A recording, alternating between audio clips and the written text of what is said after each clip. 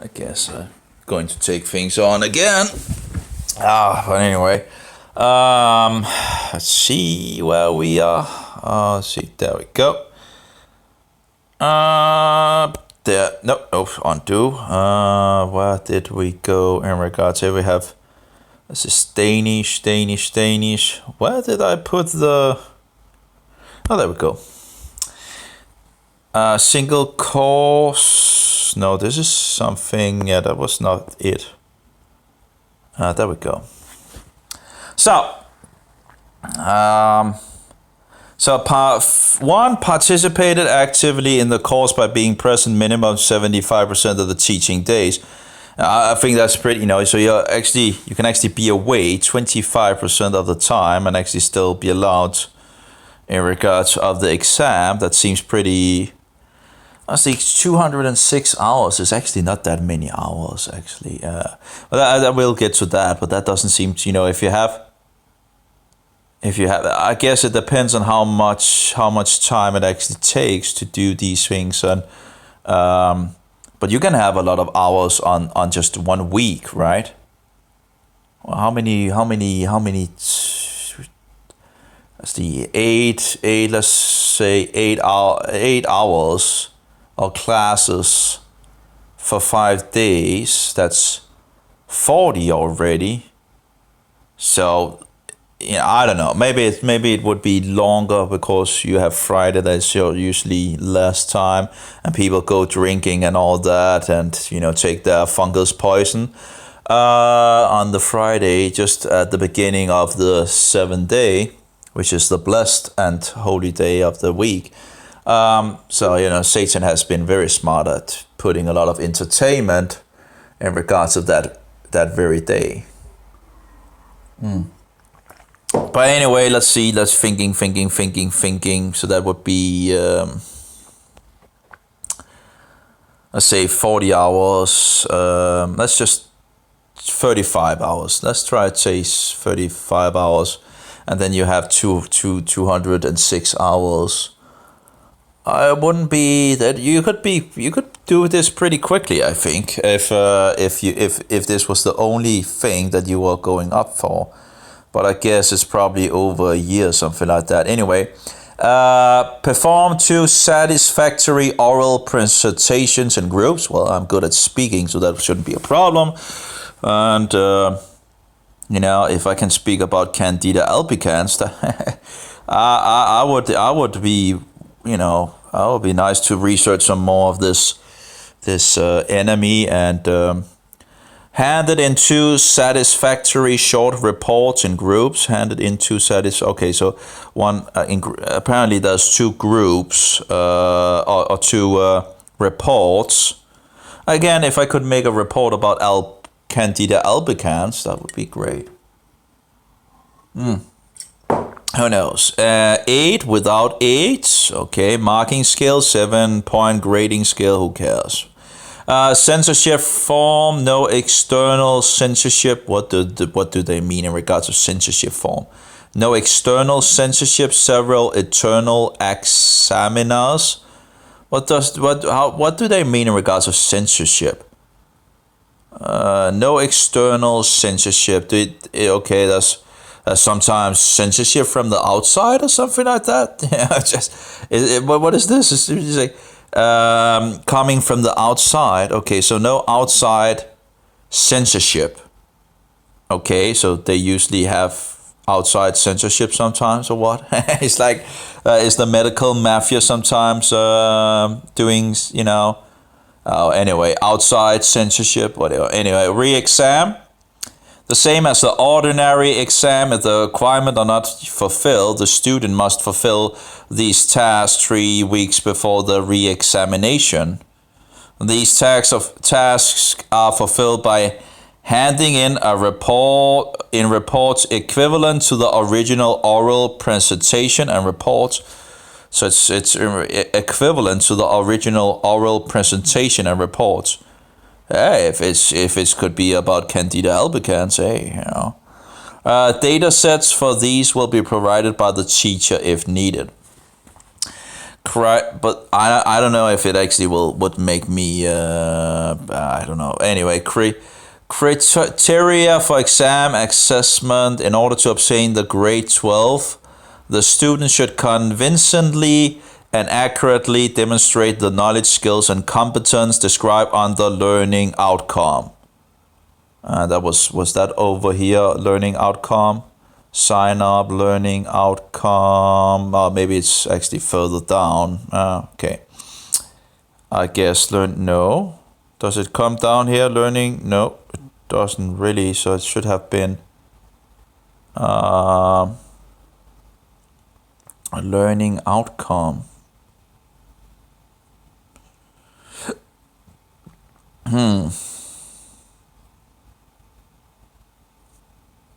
Oh, okay.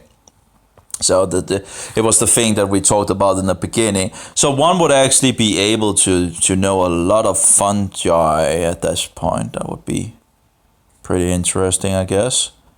I don't know. I don't know. I don't know. But I guess one could learn some things that might actually help you. In regards of getting over this fungi. Workload, category, hours, and all that. So you have the exam. That's apparently 37 hours. Preparation is 78 hours. I do wonder how is that, it's like 37 hours for the exam or something like that. And preparation is 78 hours. And lectures is 21 hours. And collogia, I do not know what collogia is, but let's try to see. An academic meeting or seminar usually led by different lecturer and on a different topic of each meeting. Okay. Okay, collegia, okay. Laboratory, well, I guess one should, be in a laboratory, and they probably have some in regards of different things of testing and all that. Practical exercises, I would guess that could also be some laboratory things. Guidance, okay, 14 hours for that, okay. And then a total of 206 hours.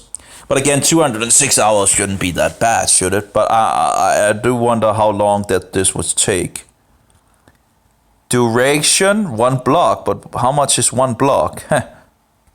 Why couldn't they just say half a year or 3 months or whatever, Why are they needing to say, oh, it's 1 block. Duration, 1 block. How much is 1 block? It's annoying, University time. Let's see what 1 block is. 1 block time. Yes, give me a break. According to the growing universe theory now. No, I don't know. University time. I don't know how much a block is.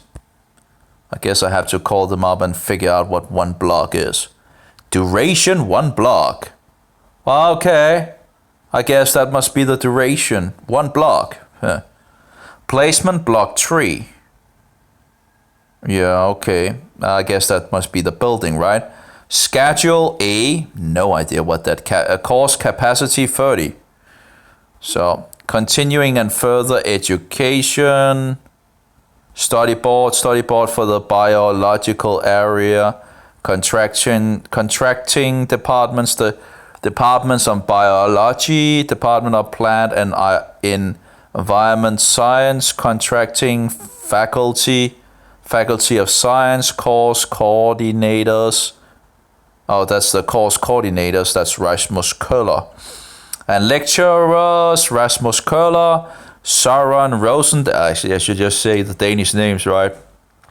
Rasmus Køller, Søren Rosendal, Michael Poulsen, all KU Bio, and Annette Brun Jensen, KU Plain.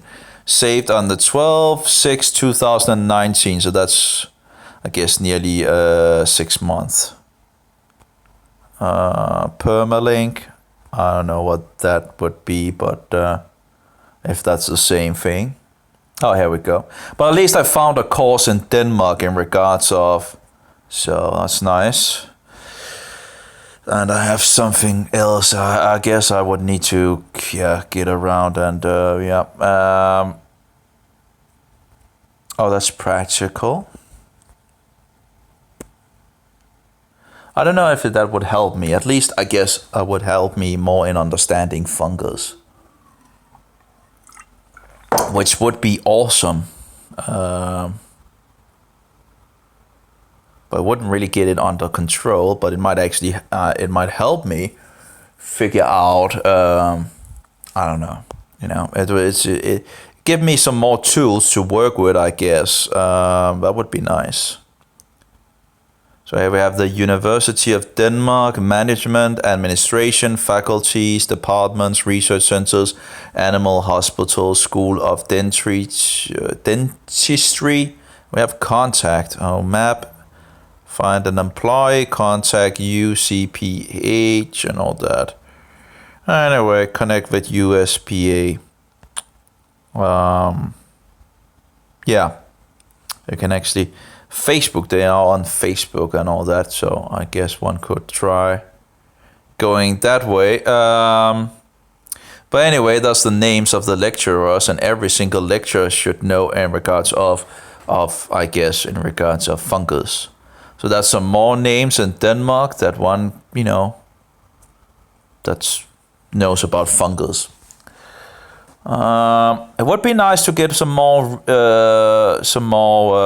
what books are they using and all that, and because they should have the pinnacle of fungus research, I would guess, on the university. Like when I was on DTU, you got all the medical books and physics books and chemistry books and all that, and you paid a huge amount of money for all these things. But anyway, but you still got some books that was pretty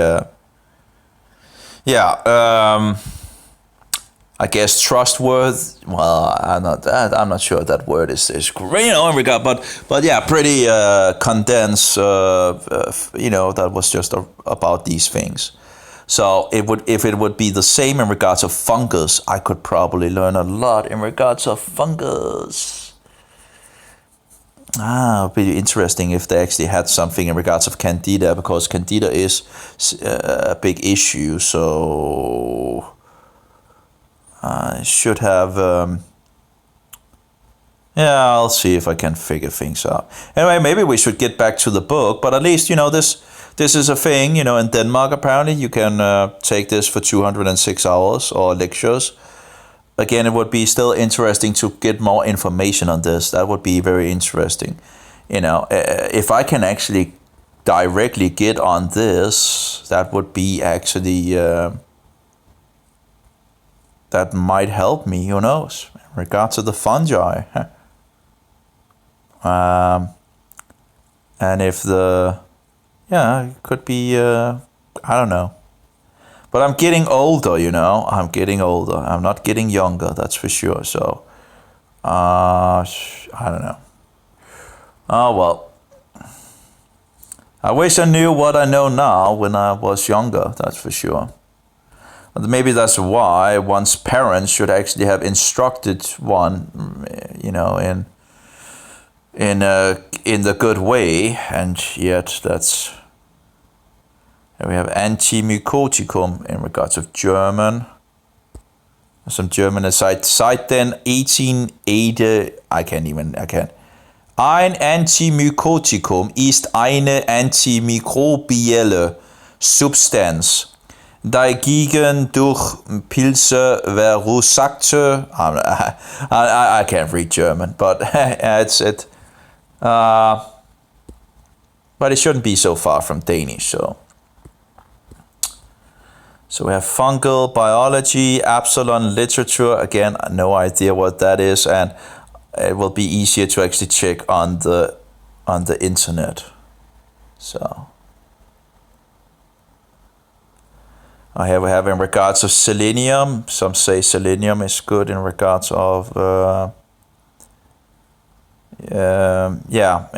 body's molecular machines. Psychopharmaca. Let's just close that down as well. Anyway, I should get back to the... But here we have it in regards to mycotoxins. That is actually the food ministry, the Danish food ministry.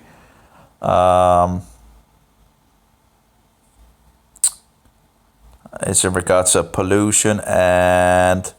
Oh, what is that fungus called? Mildew or something like that in English? I'm not entirely sure. That's two different fungus that seems to be in regards of homes and all that. That is issues. I saw an article on it. Like one has like it's like dots, and the other is like in more. Well, there was differences in them, but they both make mycotoxins. So that's something in regards of. Actually, it's interesting that Aspergillus and Penicillium are some of those that makes mycotoxins. But Penicillium, isn't that the thing that we actually in regards of antibiotic? Which actually is fungus poison, which they probably should tell the people about that. But I guess that's anyway. So here we have in regards of toxin production, there is a risk of, or they use another word, but risk would, I think, be pretty good. There's a risk of toxin production already in the what do you call it, the corn or wheat, or the when it stands on the field. Likewise. Toxins can be created when they store it, and they go, it's Danish and all that. But it is interesting to see, and also that they point out that mycotoxins can actually create cancer in people. Oh, really? Well, maybe they should tell the Cancer Society about that, because they apparently do not know anything. They can't find out what the cause is for cancer. Here we have the Kaufman thing. A lot of these are from the Kaufman. It's actually very interesting to have found this group, because they talk about a lot of the same things that I'm interested in. So it's awesome. Phagocytosis. What is that? Well, this is some of the things that I'm researching. It's like the papers. I have papers everywhere, and I have multiple tabs open on my computer and mobile, and it's just pretty much a mess. It's just a never-ending thing in regards of research and all that. It would be nice if I actually got anyway. Neutrophil, I think that is in regards of white blood cells or something like that. That's also interesting in regards of our immune system, because when you have candida, it is said that it's really good to actually strengthen your immune system as well. So you need to battle this fungus on multiple levels.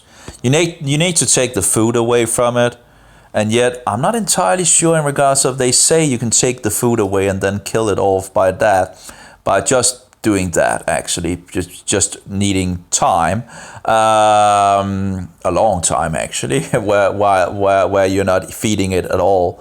But I do wonder, because some fungus is seemingly also being fed by other things. They can, as I understand it, also be fed by other things. I'm not entirely sure how it works out, but of course, when you are putting fuel on the fire in regards of sugar and alcohol, that's absolutely not good if you have fungus, which probably most of us actually have. And when you see, like in the old days, that was also some of the things in regards of researching candida, that in the old days, and in regards of nutrient and all that, in the old days, they didn't get that much sugar. It's incredible how little sugar they actually got in the old days compared to nowadays. So yeah. Oh, anyway, let's get back to the book.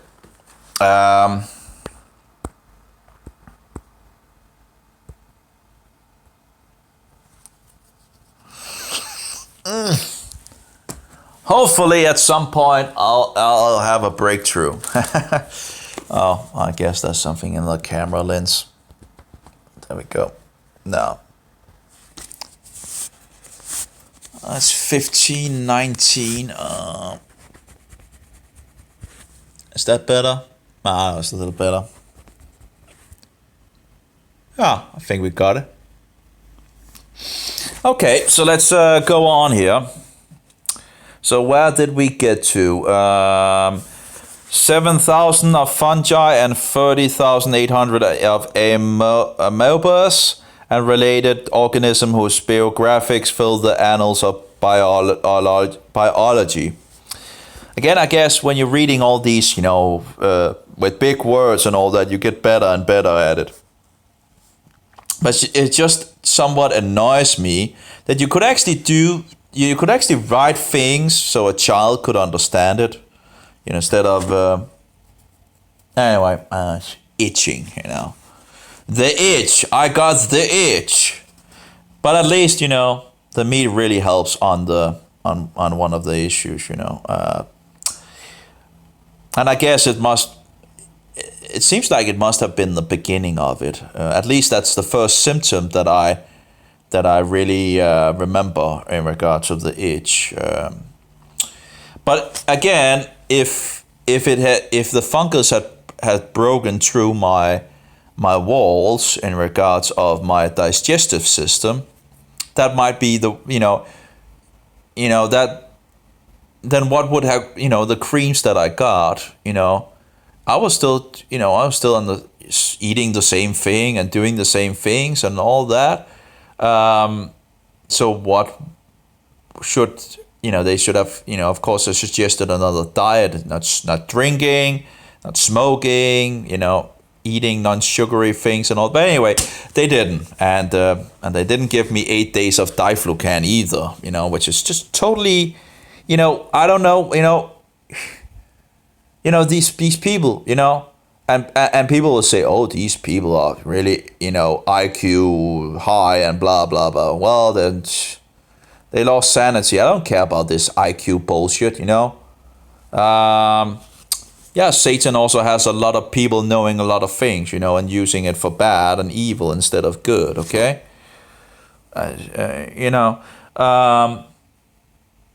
I don't really prescribe much to this IQ thing bullshit,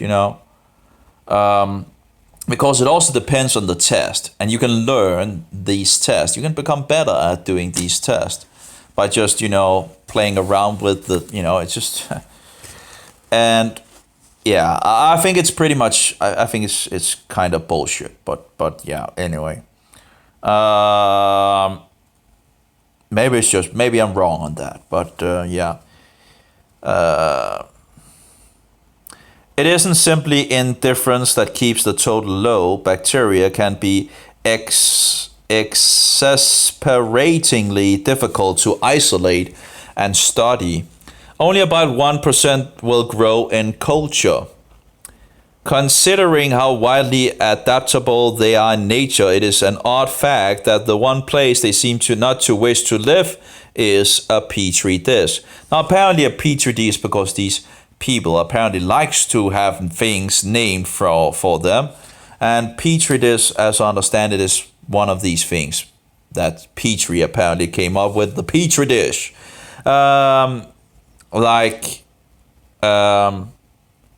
in regards of the guy that Louis Pasteur, that we now pasteurize everything, utterly, idiotic, So, if the quality of the milk becomes low, well, maybe you need to look to how you treat your animals. Yeah, anyway, no, we'll just, do these wicked things and fill up the cows with stupidity and further, I do wonder when people are like me, for example. I love milk. I lived on milk, when I was younger. I pretty much that was milk and smoke and alcohol, and I do wonder in regards of milk if they actually have made this substance that actually should be healthy to us and made it and degraded it so much that it actually might actually hurt us. That and we might actually still want it, yet it doesn't have the nutrition and the value that it actually would have original. They're just, and then we get out and drink all this soda pops and whatever and alcohol, and instead, we replace they destroy the good things and then give us bad things. It's just utterly disgusting, utterly diabolic, and it's just, and instead of soda, I guess they could make, instead of, you should drink what's it called, what would that be? Anti-mycotic or something like that. What is it called? Anti-fungus. Anti-fungus. That's, they drink some anti-fungus things, instead. And we could probably also make it taste pretty good, Anyway, without all these added sugars and whatever, So, fungus loves sugar, sugar bad, okay? Well, it's not bad, but, in overwhelming, when you get a huge amount, you're just, set up for fungus infection. And then you get cancer or many of the other diseases. And I'm not saying that this is just one of the puzzle pieces, right? Because I think we also have some issues in regards of other things. But again, if we could just get our diet worked out, and put the right things in our body, well, then we wouldn't get into all these trouble and issues and all that we get into. But of course, it's kind of hard getting good things in this, because they destroy everything. It's easier for me to get drugs, drugs to, whatever, than actually to get raw milk. It's it's incredible. Of course, I don't know in regards of, could I, I could probably get some connection that could get me some, but I might be still a little hard in at the moment. But yeah, I should probably be able to figure out and find it. Find someone that could lead me in the right direction again. And I think I could get it pretty quick. Yeah. But milk, nope. Find me a place where I can get raw milk. You need to travel over 100 kilometers, and then you can get you raw milk. And again, I don't even know if that production of raw milk actually is good. So, what it seems to me that we are totally just destroying good foods, and then handing over the people a lot of bad bullshit food. Just look at the stores, you go into the store and you just see bad foods everywhere. Like a huge amount of food for fungus. Anyway. So, in regards to one place they seem to not wish to live in is a petri dish. One place they seem not to wish to live is a petri dish. Bloom them on a bed of agar and pamper them as you will, and most will just lie there. Okay. Declining every inducement to bloom. It's actually interesting to see that they say that the bacteria is, only about 1% will grow in a culture. That's kind of interesting because we are throwing we're throwing fungus poison at them in our system to kill them.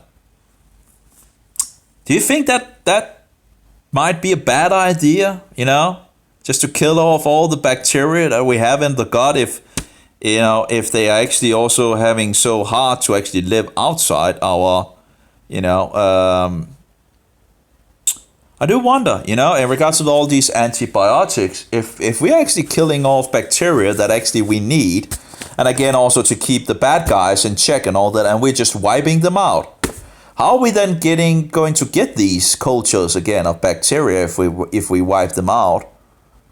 Where are we going to get them from if they really have a hard time living outside the... Anyway, whatever. So one place they seem to wish to live is petri dish. Bloop them on a, I guess, probiotics in some sense, but yeah. I guess, yeah, maybe also in regards of real, raw, what is called yogurt, right? Real raw yogurt, where you haven't killed off the bacteria and the milk is coming from a cow that hasn't been totally, misused, what is it called, and you let it sit there, which is natural bacteria, and make yogurt. Yummy, yummy, yummy. You would probably get a lot of good bacteria, and you would get reinforce your what's it called? Immune system. Yeah, you get immune things from, and then your enzymes for absorbing all the good nutrients in the milk, and then you get good bacteria, and just think about it. It's like a health. It seems like it must be a great health food if it actually is not destroyed. But of course, we have a way of destroying everything.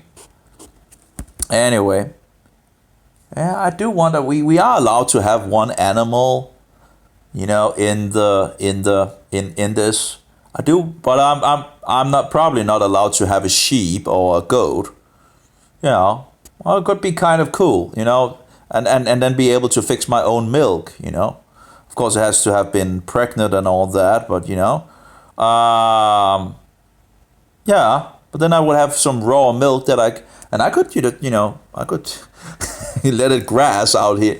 I guess the problem is that I'm living in a city area and all that. I don't know what people would say about that. I would probably get some complaints about, having a sheep or a goat walking around. But anyway, it's not too big and all that. A cow would be a little harder to get up the stairs and all that, right? That would be a little difficult. But a goat or sheep. I guess goat are more like a climbing animal in regards of anyway. But both of them should actually be able to make some pretty good milk. And it's not too much milk. I guess it would probably not produce too much milk if I had a cow, that would probably produce too much milk, and then of course you can make cheese. That's actually one of the reasons why they made cheese. That was to what is it called? Preserve the milk. It's one of the ways to preserve milk. And then you make cheese. So anyway, so the milk doesn't go. You have too much milk. What do you do with the milk? You make cheese. Yeah. They knew a thing or two in the old days, Anyway, considering how widely adaptable they are in nature, it is an odd fact that the one place they seem not to wish to live is a petri dish. Bloop them on a bed of agar, and I have no idea what agar is, but put them on a bed of agar. I can still see the G. Agar, and pamper them as you will, and most will just lie there, declining every inducement to bloom. Any bacterium that thrives in a lab is by definition exceptional, and yet these were almost exclusively the organisms studied by microbiologists. It was said zoos, like learning about animals from visiting zoos. Okay. So apparently only 1% of the bacteria from our what was it, internal gut, what was it called? I can't even remember. The GI tract is also called.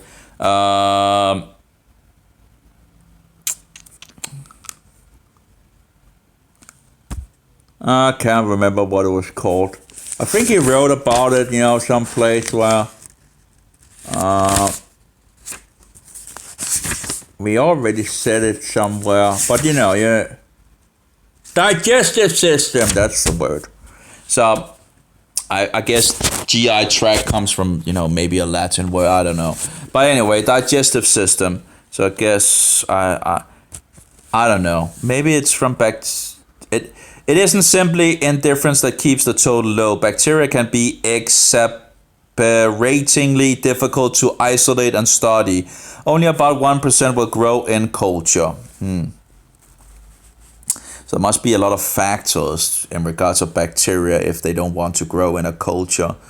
Considering how widely adaptable they are in nature, I guess maybe it's also outside the body in regards of nature. It is an odd fact that the one place they seem not to wish to live is a petri dish. So, oh well.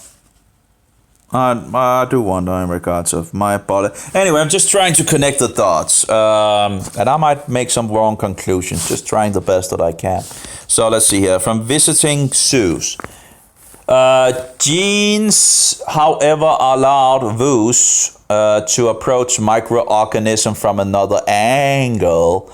As he worked, Woos realized that there were more fundamental divisions in the microbial world. That's a big microbial world than anyone suspected. A lot of little organisms that look like bacteria and behave like bacteria were actually something else altogether. Something that had branched off from a bacteria a long time ago. Well, we're going into the millions of anyway, yeah. You know the background of the guy. It's really annoying with the itching, So, but that's just, how it is. Hopefully I can get it under control. Again, I would really, if I could get some diflucan and all that, it would be interesting to see if it actually also destroyed the itch. But, if my doctor won't give me, some antifungal medicine, well, yeah, keep holding on those antifungals, so people don't find out that you're totally a bullshit system that actually promotes fungal growth. So, Woos called these organisms, and they earn a lot of money on these symptoms that you didn't get. It's big business. No, it couldn't be fungus. You have this and that and this, Latin whatever name and blah, blah, blah, It's disgusting. It's utterly disgusting. And Woos called these organisms archaea bacteria, later shortened to archaea, something like that. It has to be said that the attributes that distinguish archaea from bacteria are not the sort that would quicken the pulse of any but a biologist. There are mostly differences in their lipids, and an absence of something called peptidoglycan. Whatever. But in practice, they make a world of difference. Archaea are more different from bacteria than you and I are from a crab or spider. Single-handedly, Woos had discovered an unsuspected division of life, so fundamental that it stood above the level of kingdom at the apogee of the universal tree of life. And see, Satan has a way of using, terms found in the Bible for himself as like the tree of life, the universal tree of life. Do you think they're talking about this, with all those branches, this and that, So what is the tree of life according to the Bible? Well, anyway, as it is rather reverentially known. In 1976, he startled the world, or at least a little bit of it that was paying attention, by redrawing the tree of life. I guess they're talking about the evolution, imagination life, or tree of life, whatever they want to call it. Yeah, give me a break. Oh, well, as it is rather reverentially known.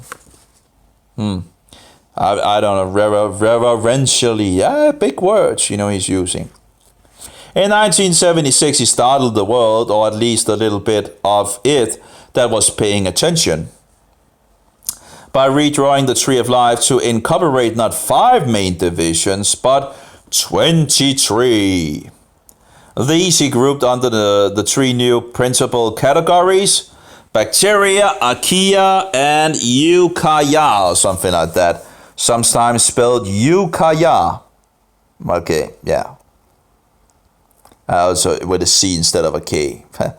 Which he called domains. The new arrangement was as follows. And they go into it. Oh, yeah. Actually seems pretty good. The floaters are still going around in my eyes. Well, they've been doing that for a lot of years. But I hope at some point I'll figure out how to get it all away and all that. Anyway, bacteria, cyanobacteria, purple bacteria, gram-positive bacteria, green non-sulfur bacteria, flavobacteria, and termotogales. And then the archaea, halophilic archaeans, methanosarcina. Anyway, then the next one, eukarya, diplomats, microsporidia, trichomonads, flagellates, entamoeba, slim molds, ciliates, plants, fungi, and animals. Okay, so he just, fixed up, the tree here. So anyway, Wu's new division did not take the biological world by storm. Some dismissed his system as much too heavily weighted toward the microbial. Many just ignored it. Those, according to Francis Ashcroft, felt bitterly disappointed. But slowly his new scheme began to catch on among microbiologists. Botanists and zoologists, I think it would be zoologist. But anyway, zoologists were much slower to appreciate its virtues. It's not hard to see why. In Wu's model, the world of botany and zoology are relegated to a few twigs on the outermost. And it's just I wonder in regards to this itching if it's the candida crawling around or something. It feels like crawling, and then itchy. But I don't think they actually have found out in regards of the itch what actually makes the itch. I saw in regards of balanitis, in regards of the issue on the penis, and in regards of yeast and so forward. And as I understand it, they actually didn't understand what actually made the itch itself.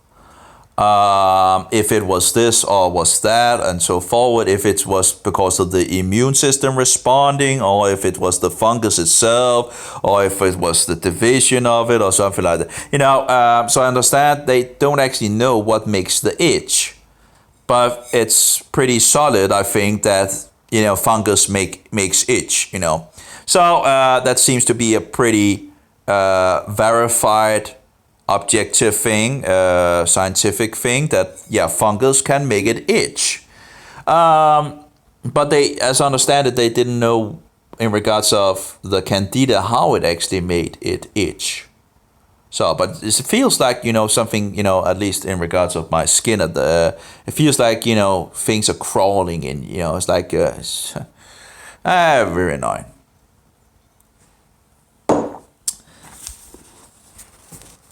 But it's not as, at least not at the moment. I guess if I maybe was eating something that it might become worse. I don't know. Yeah, but anyway. It's so nice to actually be, the other itch, just, not it could really make you crazy, really, really crazy. And I now have the ability to just turn it down. Now it still lingers, and I still know it's there, but it's really, really tuned it down. It's very nice. Again, there's a lot of different factors. Also, the weather seems to be a factor. If it's like moist weather and all that, it seems to be a factor in regards of how I'm feeling as well. And also in regards of the itch and all that. Again, it seems to have its own life. It's taken me a long time to figure out how, because it's just, there are, you can find out things that really, but still, it's like, it's kind of, yeah, having its own life. Some, just anyway. So, you're trying to find out, what is it called? In regards to the investigation of it, you're trying to find things that, and if you only eat meat, for example, that would be, if you have problem itching in regards of your private parts and all that, whatever, try just eating meat, red meat, either cow meat or sheep meat. And that's the two things that I tried that works, at least. I haven't tried goat or anything. I'm not sure if that is red meat. But anyway, in any case, cow meat should be available. Just be careful about food slaughtered to false god and all that, like halal meat and all that. And see if you can get it like, more green in some sense, grass-fed and all that, and not too much of antibiotics and all that. But then try to just go meat, try it out, 3 days or something like that, and see if it helps.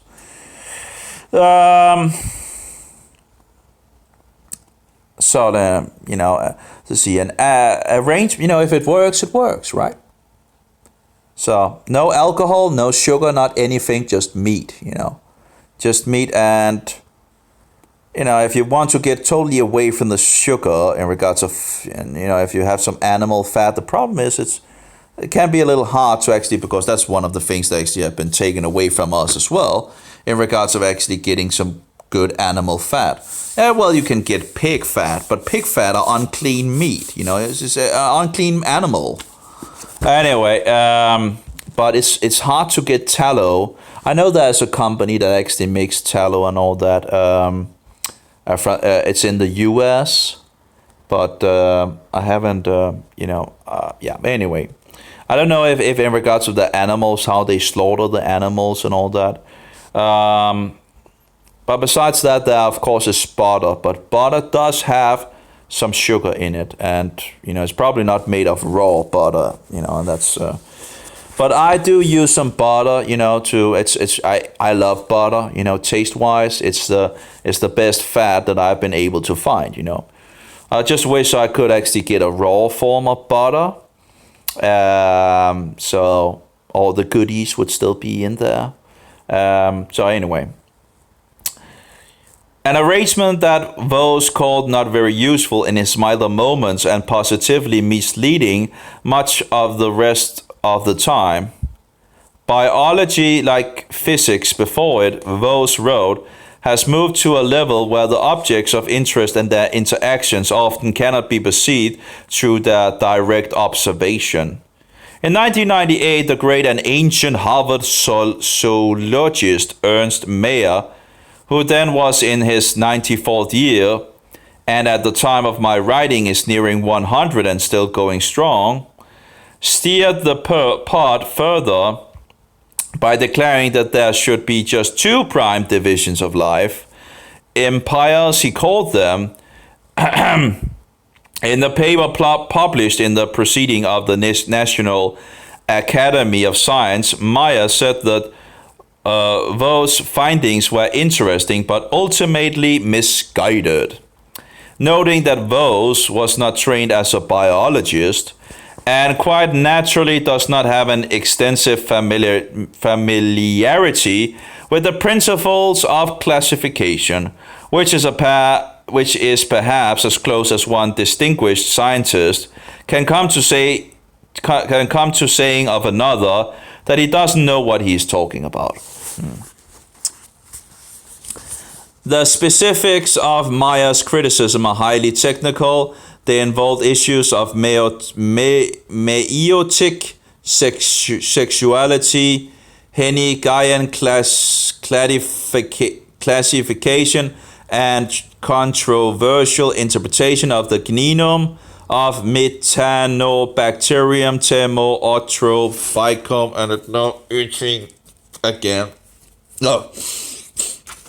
Annoying. among rather a lot else. But essentially, he argues that those arrangement unbalances the tree of life. The bacteria realm, Maya notes, consists of no more than a few thousand species, while the Archean has a mere 175 named specimens, which perhaps a few thousand more to be found, but hardly more than that. By contrast, the eukaryotic realm, that is the complicated organisms with nucleated cells like us, numbers already in the millions of species. For the sake of the principle of balance, Maya argued for combining the simple bacterial organism in a single category, prokaryote, while placing the more complex and highly evolved remainder in the empire eukaryota, which would stand alone as an equal. Put another way, he argues for keeping things much as they were before. This division between simple cells and complex cells is where the great break is in the living world.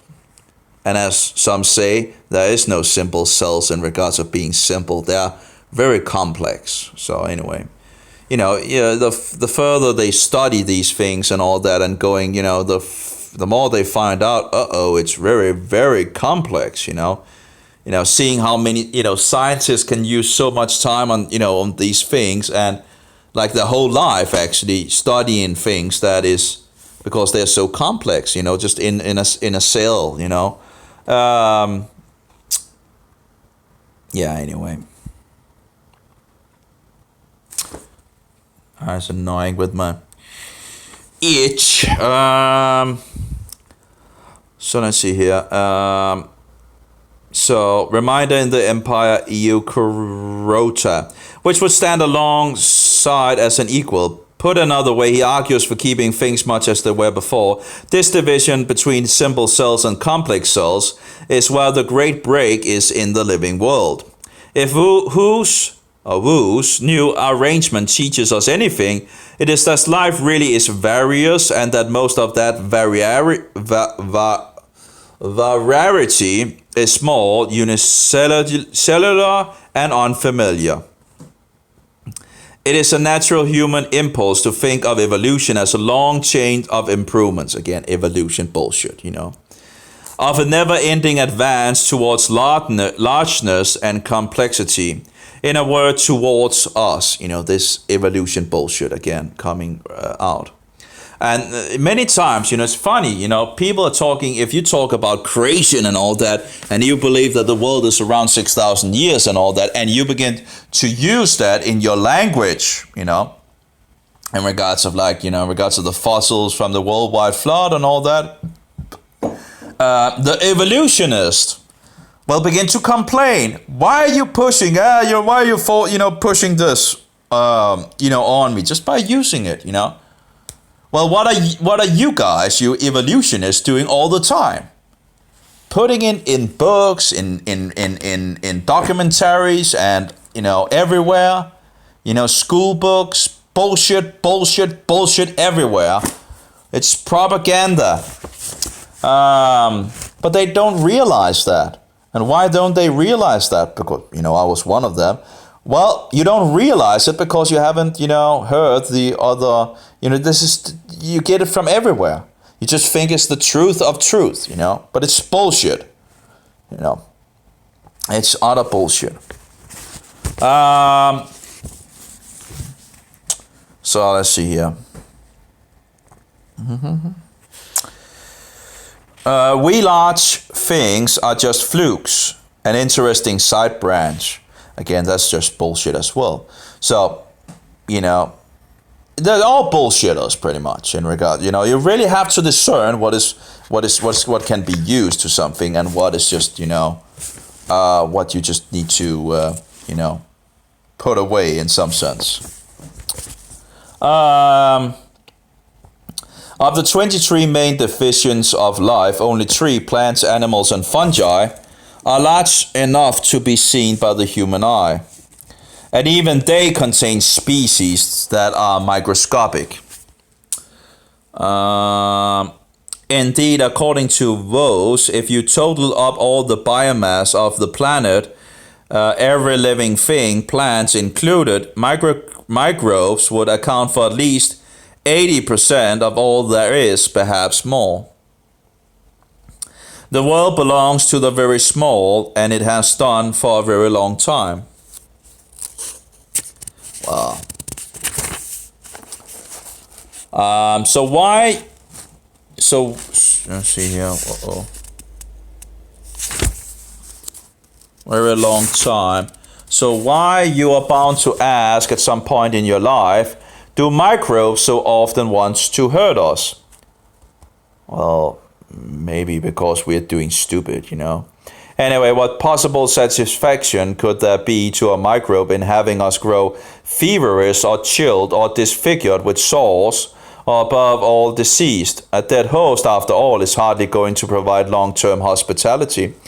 No, but it might actually help them. You know, if you look at the fungus on the insects, for example, killing them off, one of the reasons they kill them off is to, you know, get their spores out.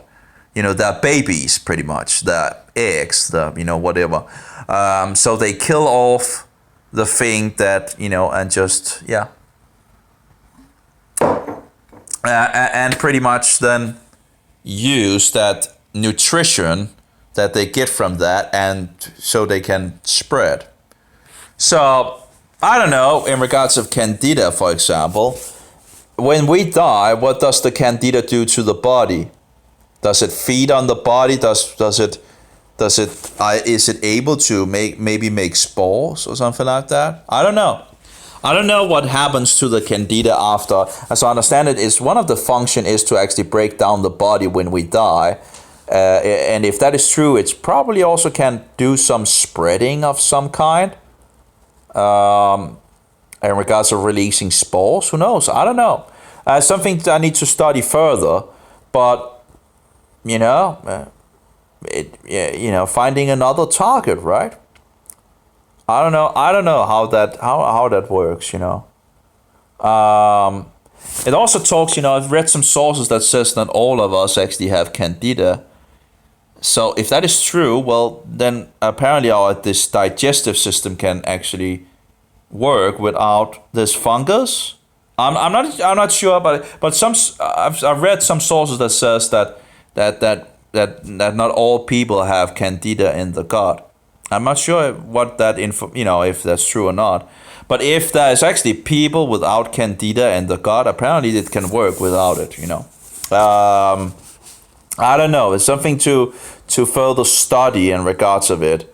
I think it was like the Danish. I was like 50% of us have candida or something like that. Well, if only 15% of us have candida, well, apparently we can survive without it, can we? So I don't know. It would be nice, because in regards to the nystatin and all that, what happens if you wipe it out? You know, can you actually wipe it totally? Probably you can, because it's still only local, right? You're only going to do it in your gut, you know, and you know, stomach and all that. You're not going to remove it from the rest of the body, and that's the problem with, you know, I have a bottle of nystatin, 100 milliliters, and that's all. And again, it was like a minimum, what is it called? A minimum doses that I was, you know, I think it just did it to give me, go on, you know, I've given you the nystatin, go on, you know. He really didn't want to talk to me anymore after I and I thought, you know, he said, oh yeah, okay, you know, he actually gave in, and I was like, oh great, but he didn't want to give me the diflucan. I was like, that's just total nutcase, you know. Can't just take one thing without the other. It just, you know, if it kills it out in the gut, you know, and actually get that fixed, you know, and get that under control. Well, if it's still roaming around in the body, you know, still a problem, isn't it? But of course, it might help. I don't know if in regards to, because 80% of the immune system is said to be in the gut. So maybe it could actually help to help the rest of the system in the body to cast this candida fungus out, and get it in, or at least get it into a control position again. And that's also the question in regards of if bacteria is actually used to keep the fungus at the place in regards of the guts, and you kill off those bacteria, how are you going to get those bacteria back?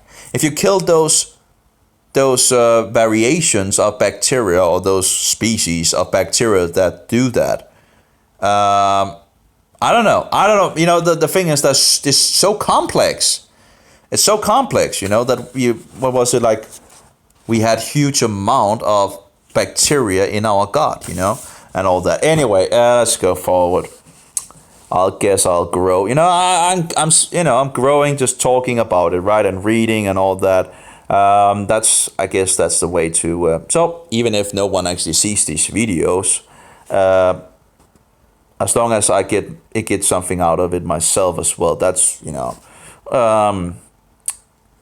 But I guess that goes into a lot of rambling sometimes and all that. So again, who knows how many actually want to see like things like this.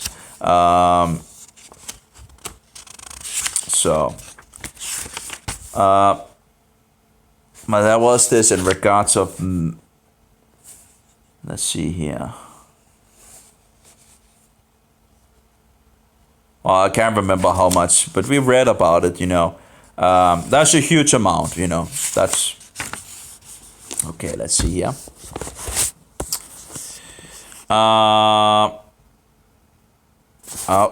We got a little too far apparently. Okay, let it go. So.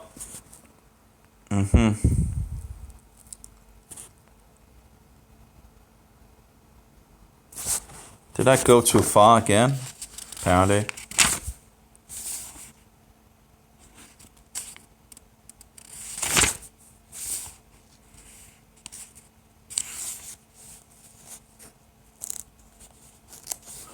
Okay, I think I got it here. But again, it's hardly going to provide long-term hospitality. Again, I don't know in regards of the candida how if it can actually and what would actually is it found in anywhere else? If the candida helps to decompose and all that, does it shoot out spores? When it's eats us up and all that. Does it shoot out spores or something like that? I guess it has to, I don't know, to find another host, or because there's a lot of things in our environment, right? When we eat and so forward, and if the spores and maybe also those other kind of spores in regards to the bacteria can actually survive these things in regards to the stomach and all that, they might be able to populate, I guess, the gut by that way. I don't know. Anyway, but then again, they need to then be airborne, right? Or at least have another way then to spread. Anyway, to begin with, it is worth remembering that most microorganisms are neutral or even beneficial to human well-being. Oh, really? So why are we killing them off in regards of fungus poison? The most rampantly infectious organism on Earth, a bacterium called Wolbachia, doesn't hurt humans at all. Or come to that, any other vertebrates. But if you are a shrimp or worm or fruit fly, it can make you wish you had never been born. Altogether, only about 1 microbe in 1,000 is a pathogen for humans. And pathogen in regards is in regards of harmful. Instead of just writing harmful, they write pathogen. Has to sound really, extraordinary or something like that. Anyway. According to the National geographic. Though knowing what some of them can do, we could be forgiven for thinking that is quite enough.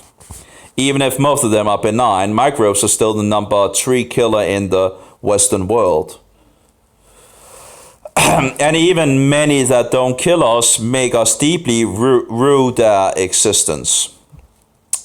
Making a host unwell as certain benefits for the microbe, the symptoms of an illness often help to spread the disease. Vomiting, sneezing, and diarrhea. Diarrhea, I guess, I'm not sure. It's written in a little diarrhea or something like that, are excellent methods of getting out of one host and into position for boarding another. The most effective strategy of all is to enlist the help of a mobile third party. Infectious organisms love mosquitoes because mosquitoes' sting deliver them directly into a bloodstream where they can get straight to work before the victim's defense mechanism can figure out what hit them. And by the way, what does vaccines do? Just shoot things directly into the blood, you know.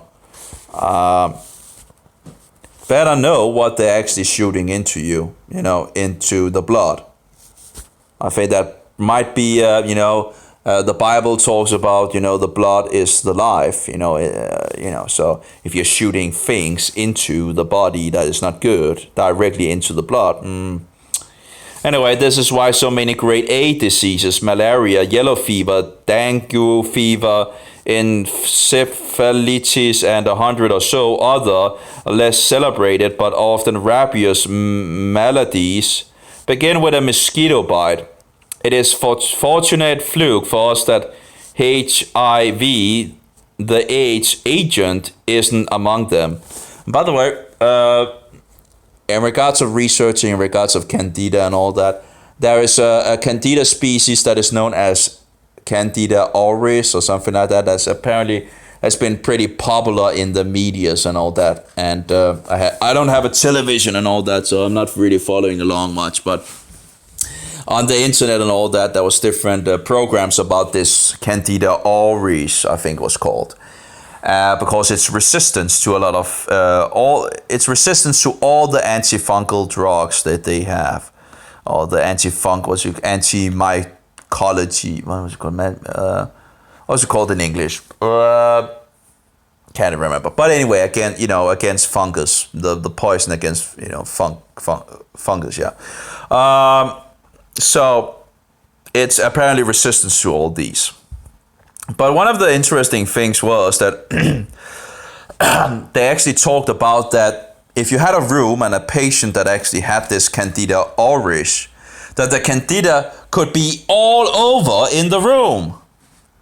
So not only could the Candida be in the patient, it could be all over. He was like, from the top to the bottom, everywhere they could find Candida, he said. They had done research and all that, and then they put in this ultraviolet machine into the room and all that, that should be able to apparently annihilate them or something like that. But he talked about they had checked, everywhere in the room, and they could find this Candida auris. So apparently it must have a way of spreading, around, from the patient,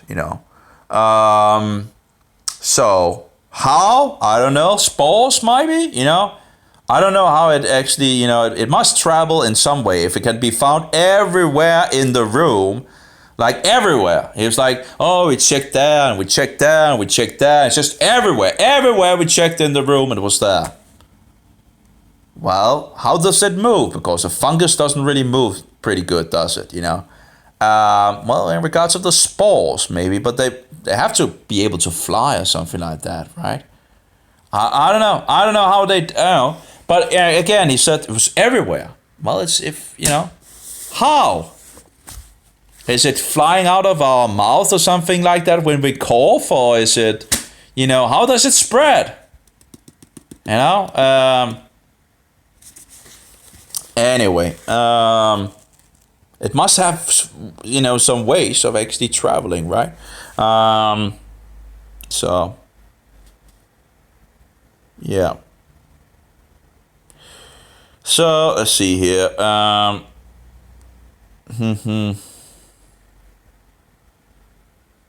I guess if the fungus can be everywhere, the mycotoxins could also be, if the fungus is outside in the room and all that, well, I guess it could be making mycotoxins as well in the places it is. It's actually interesting if Candida can actually live outside the body as well. Yeah, anyway. Again, a lot more to research and figure out, but I'm just, trying to put the pieces together with the information I find here and there. But it must have a way of actually traveling in the air or something like that. Again, how do you explain it being all over in a room just because a patient have had Candida auris, How do you explain it just being everywhere in the room, There must be a way of it actually being able to travel in the air as well. I don't know. Anyway, it's just weird. So what possible satisfaction could that be to them? Okay, yeah, we pretty much read that.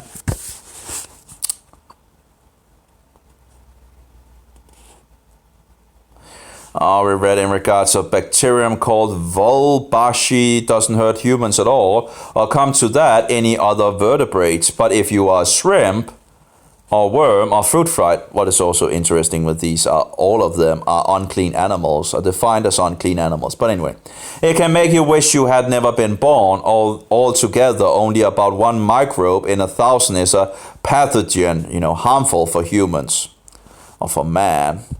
According to the National Geographic, okay, though knowing what some of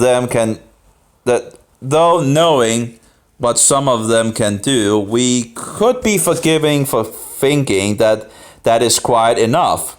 Even if most of them are benign, microbes are still the number 3 killer in the Western world.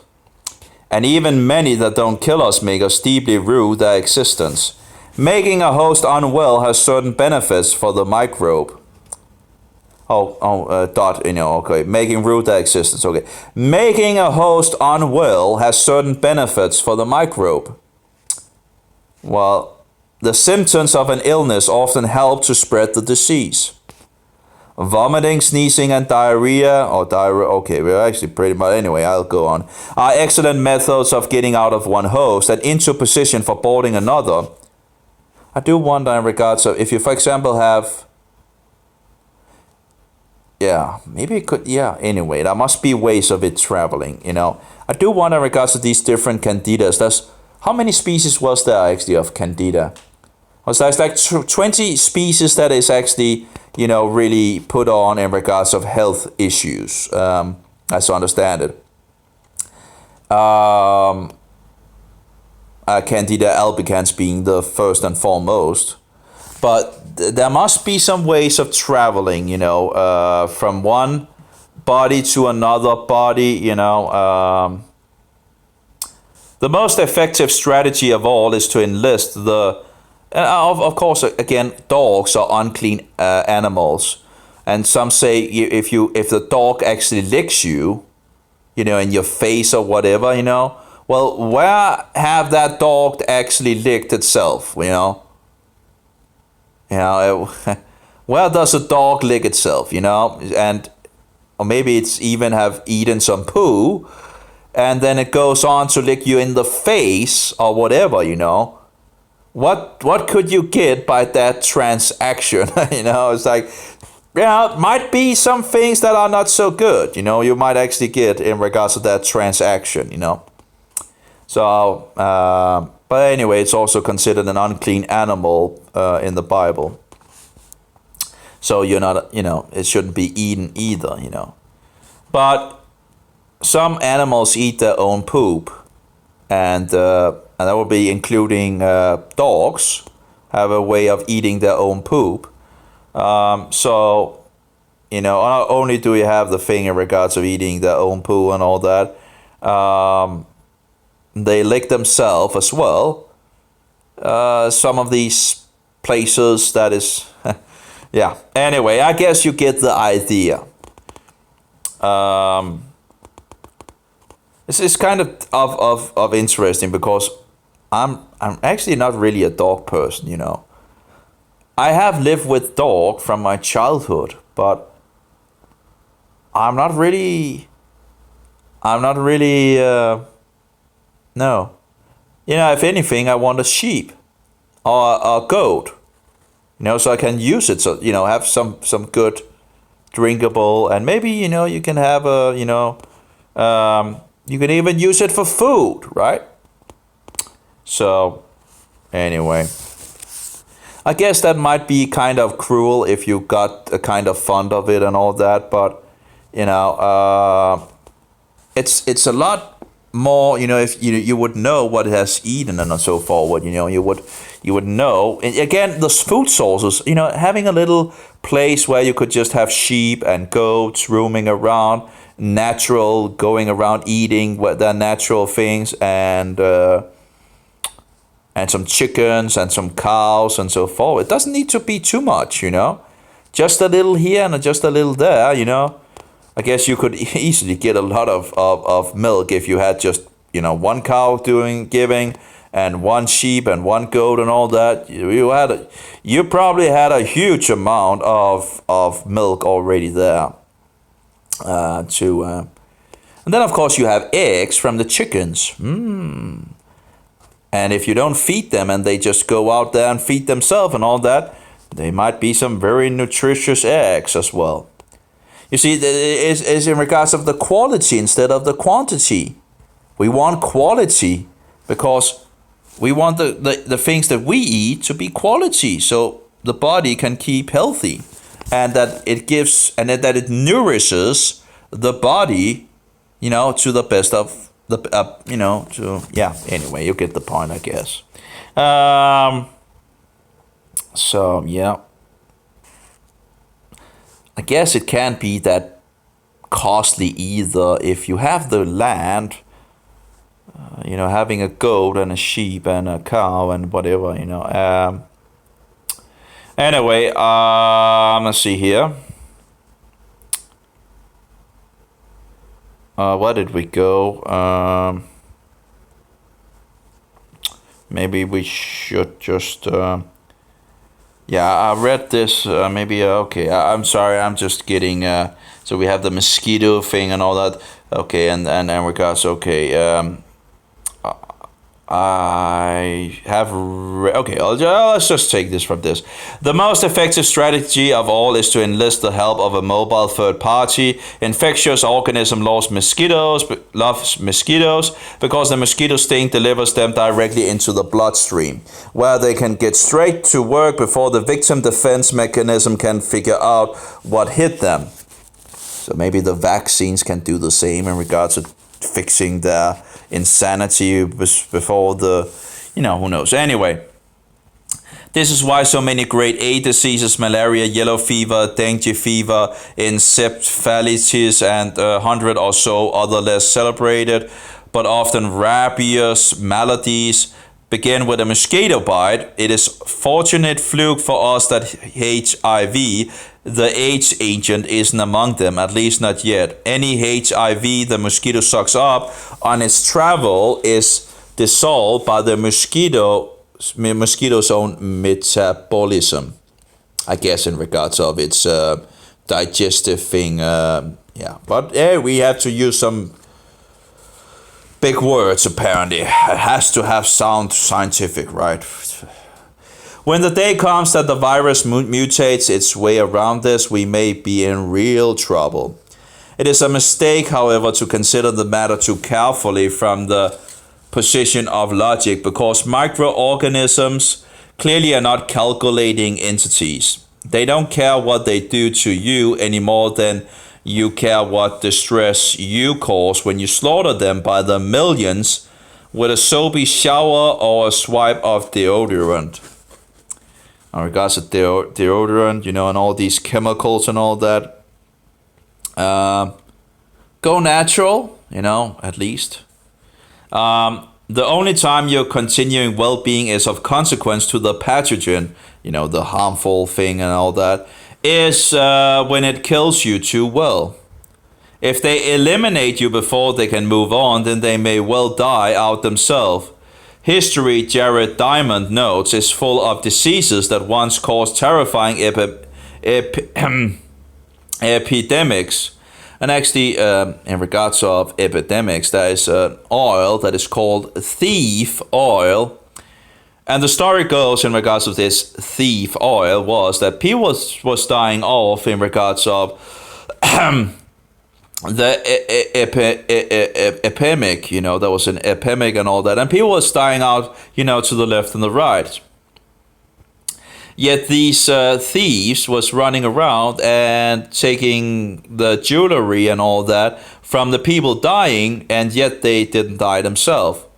So apparently, I think it was the king or something like that, the story goes, that he catch some of them, and he told them he would not kill them or something like that if they gave the secret for how they actually could survive. And what they had is in regards to the thief oil, which is also sold on the internet and all that, having different ingredients, which are, well, pretty much antifungal, and I guess antibacterial as well. So anyway, so apparently they took some of this oil and put under their nose or something like that, and and then they didn't get sick, and they could steal all the things from the dead people and all that. I guess it wouldn't be stealing from the person anymore because now he's dead, but I guess in regards of the family having actually inheriting and all that, then it would be considered stealing and all that. But anyway, so history, Jared Diamond notes, is full of diseases that once caused terrifying epidemics and then disappeared as mysteriously as they had come. He cites the robust but mercifully transition English sweating sickness, which raged from 1485 to 1552, killing tens of thousands as it went, before burning itself out. Too much efficiency is not a good thing for any infectious organism. I was a sickness, I can't remember, where you had to, and that might actually be a bacteria. That was kind of cruel. That was, apparently killing off a lot of people and making them be in these, weird machines where you are, where it helps you breathe. I saw a man that was still living, and I think he was an advocate or something like that. So he, education still and all that, but he was living a lot of his life in this machine. And that was just cruel, in regards of I think that was actually a bacteria that did that. But anyway, but again, that bacteria might actually have been defeated by natural means. That we might actually have had natural means at our disposal, and yet because of our ignorance, we lost. Like the thief oil. People dying to the left and the right, and then the thieves using, natural oils, this natural thing to, yeah, anyway. Would have been better if they actually just gave the recipe to people, so the people wouldn't have, continued to that would have been a more righteous thing to do, you know how you actually don't get something and then you just keep it for yourself. That's kind of cruel, that's kind of really, really, really cruel, Anyway. A great deal of sickness arises not because of what the organism has done to you, but because of what your body is trying to do to the organism. In its quest to rid the body of pathogens, The immune system sometimes destroys cells or damages critical tissues. So often when you are unwell, what you are feeling is not the pathogens, those that damage you, but your own immune responses. Anyway, getting sick is a sensible response to infection. Sick people retire to their beds and thus are less of a threat to the wider community. Because there are so many things out there with the potential to hurt you, your body holds lots of different varieties of defensive white blood cells. Some 10 million types in all, each designed to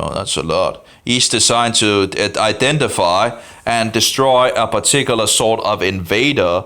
It would be impossible inefficient to maintain 10 million separate standing armies, so each variety of white blood cells keeps only a few scouts on active duty.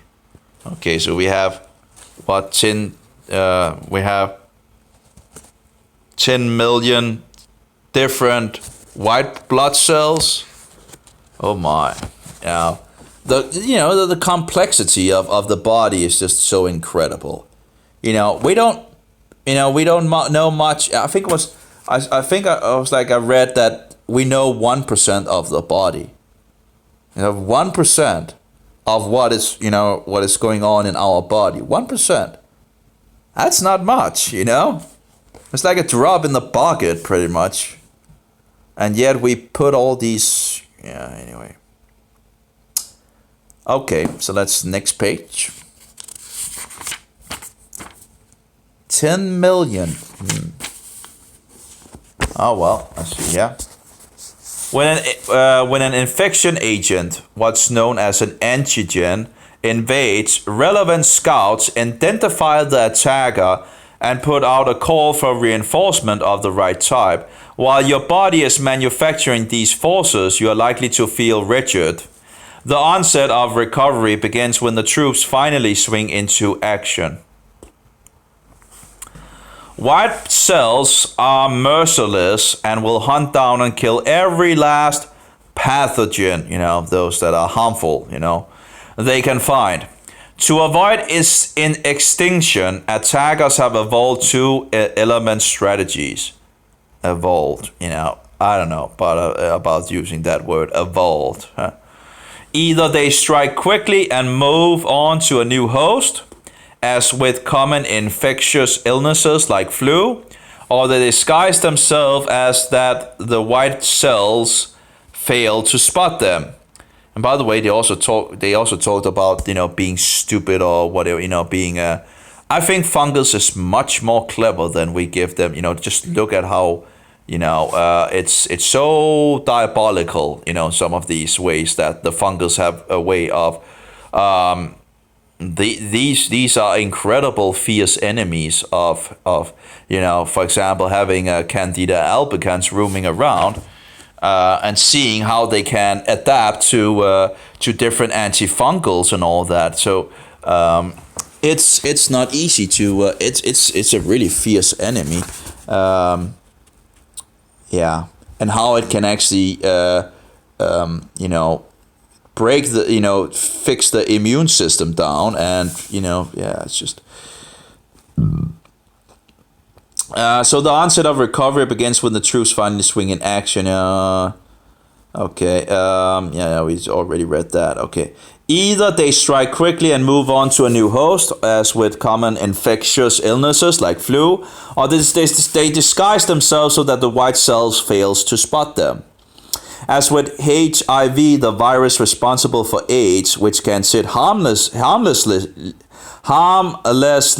and unnoticed in the nucleus of cells for years before springing into action. I guess in regards to the nucleus of cells, in regards to inside the cells, right?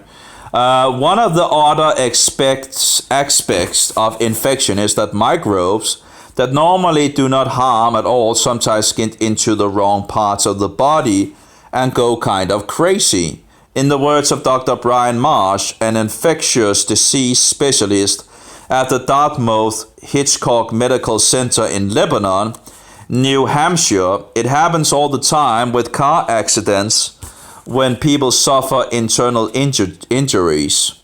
Microbes that are normally benign in the gut get into other parts of the body, the bloodstream for instance, and cause terrible havoc. Now, if we have the fungus of Candida albicans in the gut usually, and it's kept in check, and it ends up beginning to spread in our body, well, I think they can make pretty terrible havoc in our body. But apparently it also happens in regards of car accidents and all that, where microbes from the gut enters into other parts of the body and thereby makes havoc, issues. The scariest, most out of control bacterial disorder of the moment is a disease called necrotizing fasciitis, in which bacteria essentially eat the victim from the inside out. Yeah, that doesn't sound good. Devouring internal tissue and leaving behind a pulpy, noxious residue. That doesn't sound good. Patients often come in with comparatively mild complaints, a skin rash and fever typically, but then dramatically deteriorate.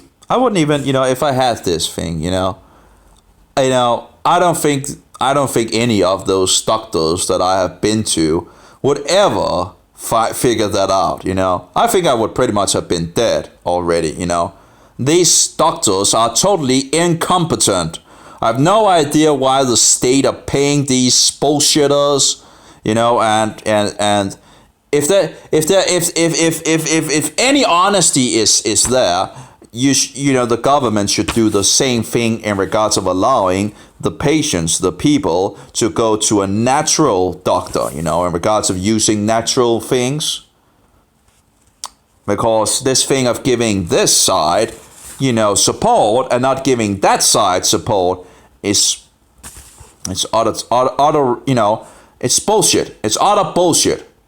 Because, well, of course, if you actually gave resources to those that actually really help people and all that, well, then of course this whole system of Latin liars and deceivers and bullshitters and all that would fall. Or at least become a lot less, visited. Because if something works, if you have problems and something works, and you go to someone and, it fixes, you would come back to the one that actually fixed the issue and actually takes you seriously and doesn't look at you and say, I think you need to have some psychotropic drugs, because you sound like you're out of your head. You think I would, go to a natural thing if I could do that for free, Yeah, I think so, Yeah, it's just, and also in regards of drugs, would actually also be nice if it's just freely available in regards of, as far as I can see in regards of the fungal, the antifungals. Well, apparently they stand there and, as gatekeepers. No, you can't. You can't have the antifungals. No, but we'll give you a vaccine. We'll give you some antibiotic. We'll give you what is like statin, but I don't know much about that. But as I heard, that doesn't sound good. And I actually saw an article again in regards to where you get these things from taking it and all that. But antifungals, oh no, you can't have those. You just Oh yeah, and also by the way, in regards to psychotropics, oh yeah, you can have a lot of psychotropics drugs. Oh well, we'll give you that. But antifungals? No, you can't have antifungals. It's just incredible. It's disgusting. It's utter cruel, and it's criminal. I think it's utterly criminal. So let's see here. who knows if I could actually have been helped huge already, to now. If the Latin white coat actually would just have been giving me what I asked for, in regards to giving me some diflucan, I would quickly be able to see if it actually works, because if the floaters in my eyes are actually fungus, and the diflucan, kills fungus, well, I would be easily, to begin to observe things to if it actually would work. So couldn't we try that? No. You are totally crazy in your head. You are totally maniac. You are totally out of your mind. You're just making all the things up in your head and blah, blah, blah. You just bullshit us. These people are just, you get kind of frustrated that you need to use all these years to figure out what's wrong with you actually, because you get all these, there's nothing wrong with you. Just get out on the work market, just do this and that and all that. Hey, it's just, it's nothing and nothing. It's bullshitters. These criminals, this utter criminal. It's just, it's just, but let's not try some, why? Why don't you want to let me try some antifungals? Why? You want to, all the other rest things that will damage me on any, that's okay. Yes, that's okay. Maybe there's money behind it. Oh yeah, so I remember seeing actually some of these things in regards of vaccines. If you have so and so many people and you can get so and so many percentages of your people, giving them vaccines, you can get a bonus and all that. Oh, it's criminal. It's just disgusting, maybe that's why they maybe sent things out. Hey, we have another vaccine for you. Yeah. Antifungals. No. Have you lost your mind? Antifungals? Are you totally insane? Antifungals? How can you even think of asking about it? It's all in your head. It's just, it's just totally not kidding. Sorry, I'm getting little. I'm somewhat frustrated. I'm somewhat frustrated that you need to use a huge amount of time figuring things out and finding out what it actually is and all that, and getting all these bullshitters, trying to tell you, it's just, it's nothing is wrong with you, and you're just making things up, and you just need some psychotropic drugs and blah blah blah blah and all that, and it's just. You get somewhat frustrated about these, it's just a totally madhouse. It's a madhouse full of criminals. Criminal madhouse, That's probably, money-hungry people as well. Money, Anyway.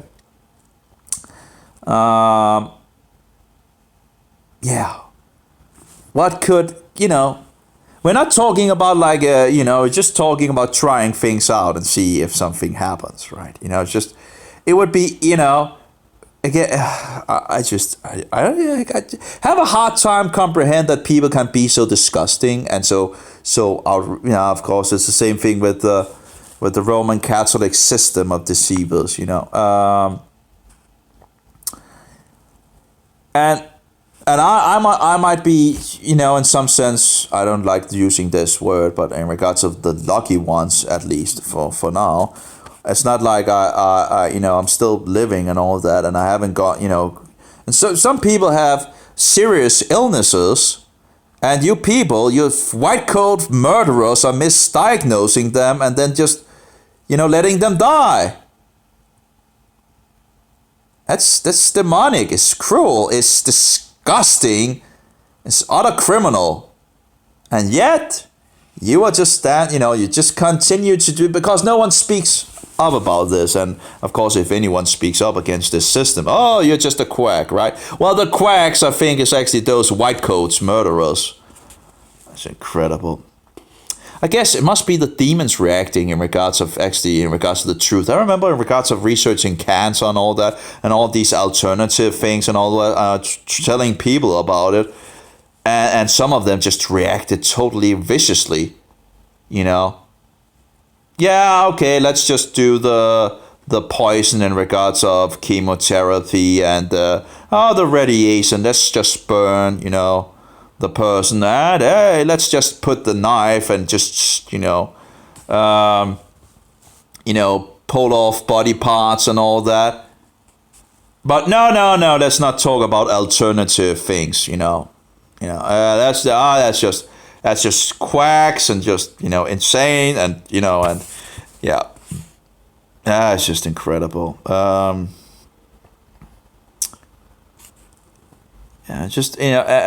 remember one of the guys that I had around here. One of these what you call the bot friends in some sense from the state and all that. I guess they also want to check out things and all that. Whatever. But anyway, he talked about that his father had died of cancer, I think it was, and he was still working. He kept on working until he could. I was like, wouldn't it be nice to actually figure out what it is that might actually, so you could might actually be why is it like, it's like the system is just pushing you out. Hey, get out on the workforce. Get out on the workforce. It's like, everything will just get out on the workforce and you will, Well, if our health system, which is actually just a sickness system, if we actually worked in regards of actually keeping the health of the people, it just doesn't make, sending sick people out. And if we had a system that actually could save these, instead of this abomination or diabolical system that we have now,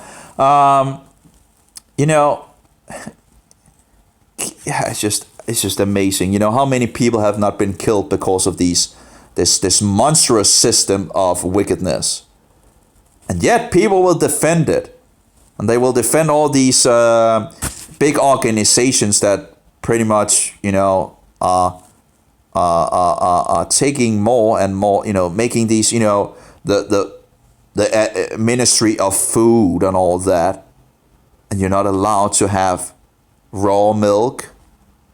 They're just pretty much standing there corrupting so much, all the thing for cancer and all that. That product is cancer. They don't care about actually finding a cure. Actually, they care about keeping it away from people, because that product is cancer. Which seems, as far as I can see, yep, it's just fungus. Isn't it interesting? You study fungus and then you study cancer and you find a huge amount of the same remedies actually working for both. Oh, that's interesting, right? And Doc Kaufman have just gone so many levels in regards to this, finding cancer does this, fungus does this, cancer does this, fungus does this, one parallel after another. It's pretty much just another name, So let's see. One of the other where did we go to? We had microbes that are normally benign in the gut get into other parts of the body, the bloodstream, for instance, and cause terrible havoc. And I think that we could also, in regards of Candida albicans, that's pretty much, yeah. But the floaters you have in your eyes, that's just normal. It's just totally normal. Everybody has floaters. These people, it's totally not cases. And they have this authority and all that. And I get also Doc Kaufman is warning us in regards of don't let your doctor be dead wrong. In regards of killing us off. Yeah. You really should have your brain with you when you go to the doctor and not just see him as this authority, great authority, because he might actually kill you off, And, he has the, what you call it, he has the paper of doing it without getting into trouble. I've heard about other, one of these other nations that isn't so deeply in regards of the Western sickness society or system of the medical mafia. And if a doctor actually kills off a family member, there were stories about actually the family killing off the doctor. Yeah, I guess it's not the way of a Christian, but on the other case, I do see the issue. If maybe the doctors would maybe be a little more, if they actually knew that was actually, they're just killing us off, and they have the legal right apparently in this sick society to do it.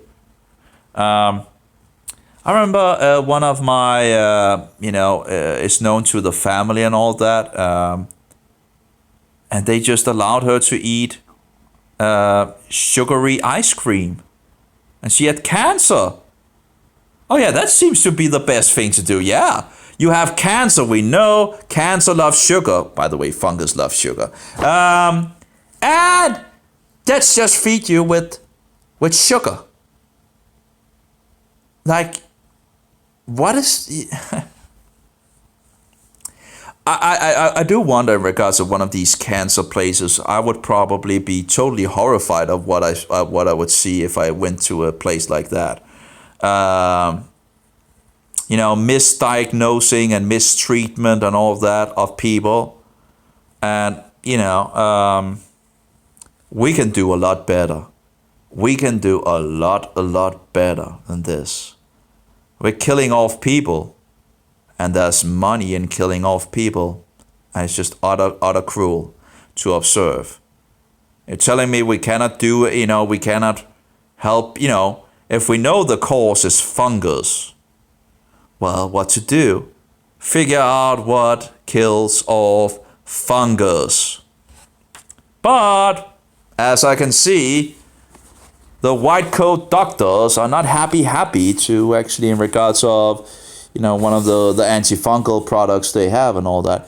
Now, of course, we also have natural antifungals, and but the Candida albicans seems to be very, very, very hard to actually. Well, I'll see if if I ever succeed, I'll be happy. But it is very, very, very persistent. That's for sure. And as people say, even if you take one natural antifungal, well, it becomes resistance to that antifungal. Then you have to take a new one, and then it's just, it's an incredible foe. That's for sure. Oh, I thought I actually had, but apparently there's still light in the lamp, and now I can begin to see that there's actually light in the lamp. So it's getting dark. Well, we are hitting winter time here in Denmark, so we have short days. Let's see if I had. Oh, didn't I have more? Oh, that's it. Yeah, I have more of the tea that tastes incredible bad. But I'm trying to hit the fungus hard, so that's pretty much. Just getting the tea down there, and I guess you're going to drink water anyway, so why not drink something that is antifungal? I'm thinking we should be able to make like a good kind of tea that is antifungal, that also tastes good and all that one can drink, instead of soda pops and all the other criminal, just have, it shouldn't be that hard to actually fix when you, anyway, I was getting a little, let's have some light. There we go. At least that gave a little, I guess, maybe a little down. See if we can get a little better. Yeah, we begin to see me. There we go.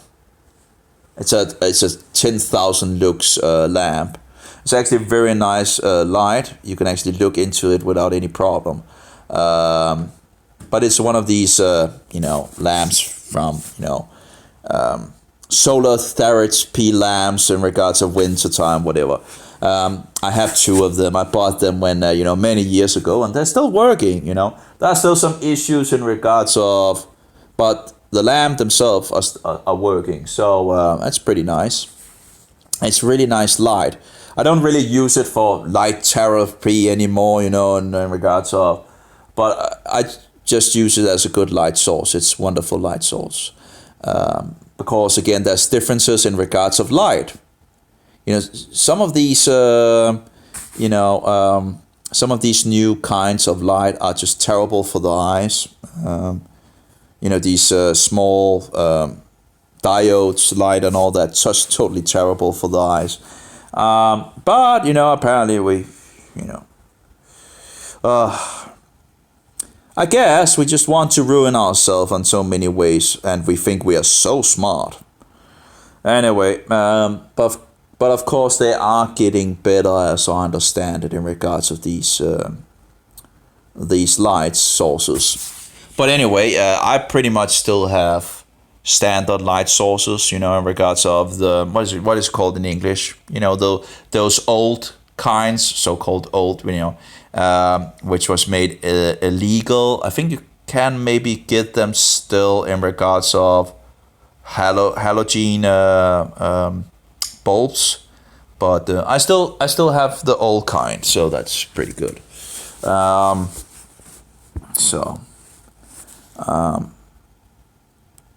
So let's see here. Microbes that are normally benign in the gut get into other parts of the body, the bloodstream, for instance, and cause terrible havoc. The scariest, most out of control bacterial disorder of the moment is the disease called. Actually, I need to pee, so I'll just be back. And I need to drink some tea as well, so I can do both of the things. Be right back.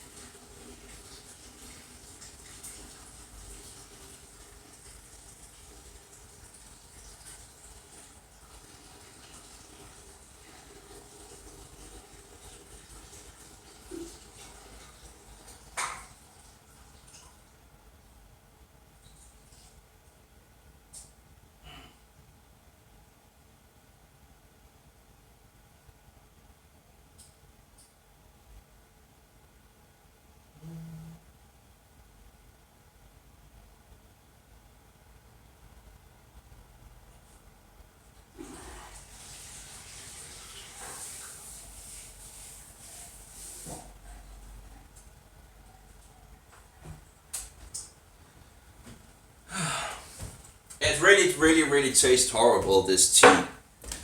But it is also really concentrated.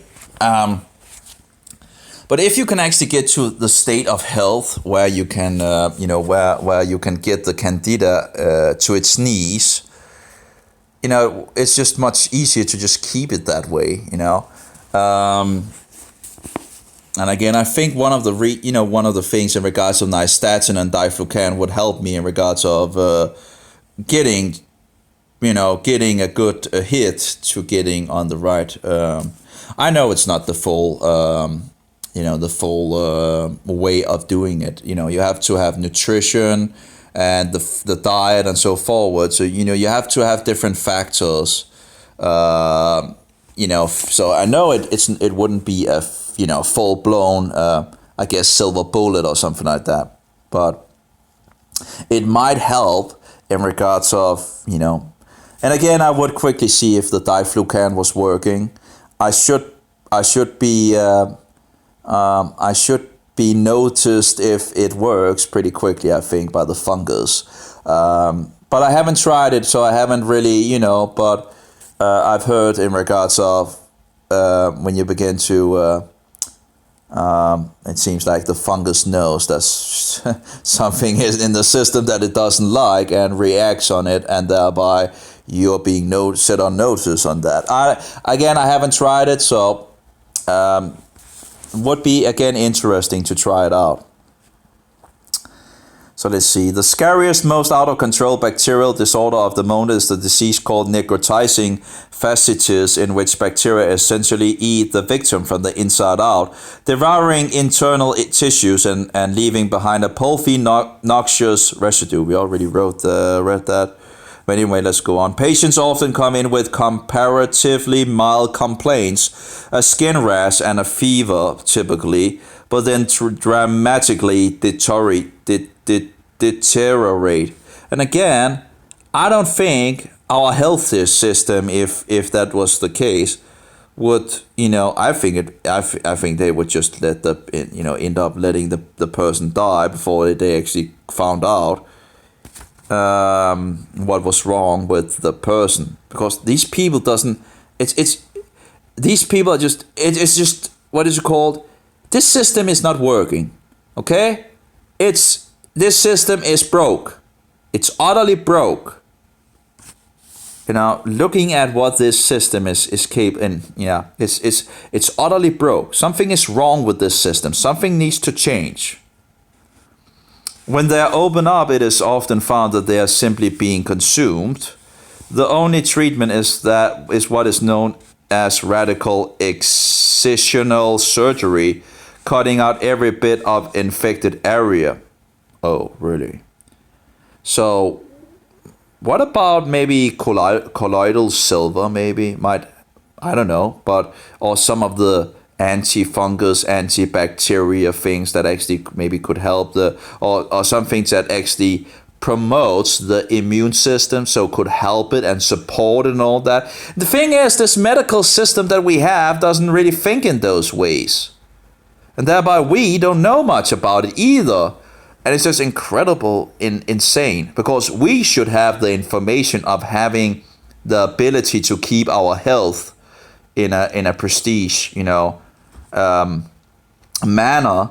But of course, the doctors don't have any, they lose their job in regards of they wouldn't have that many actually going to the doctor, which actually would be a positive thing, because I think it actually would be positive in any way.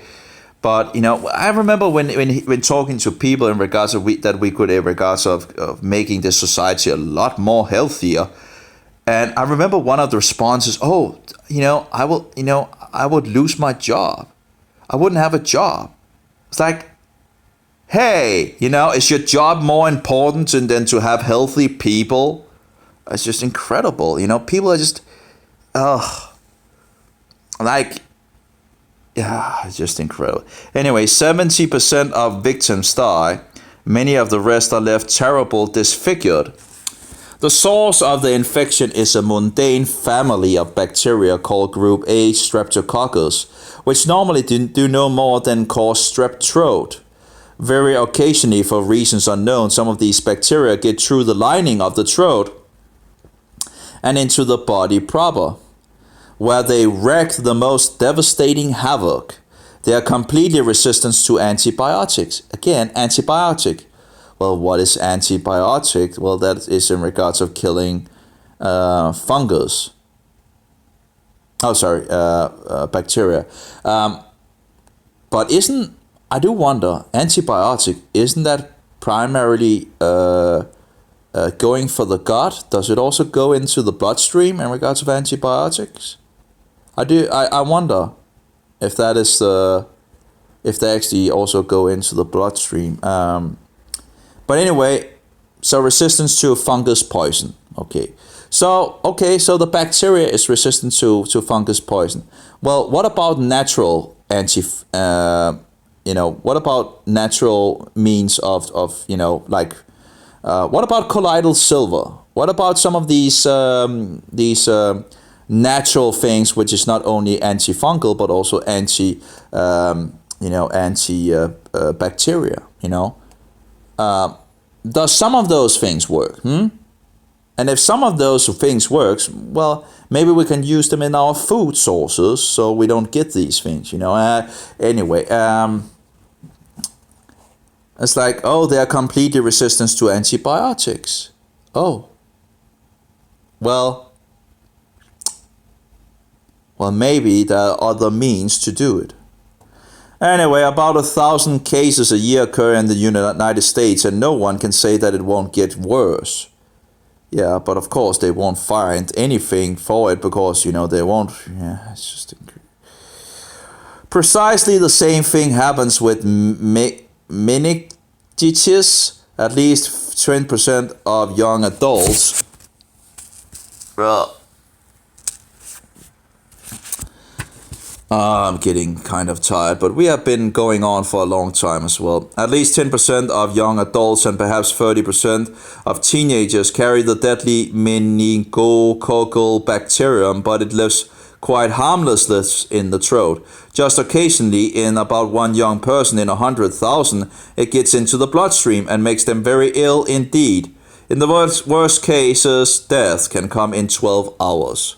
Now, could there be anything natural that we could take that kills off bacteria as well, in regards of going wrong in our bloodstream?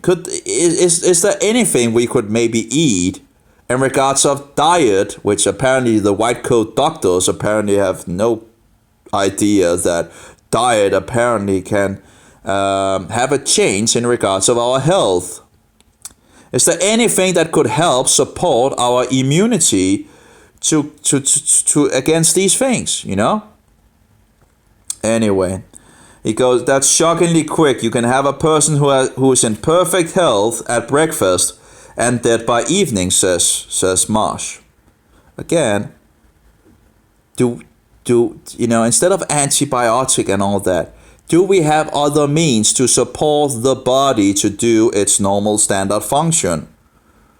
Again, we might not understand much of the body, but we can give the natural things for it to help it, and figure out what it is. Because we have totally lost those things in our days. It's just, I guess in other countries where they don't have this Western sickness system,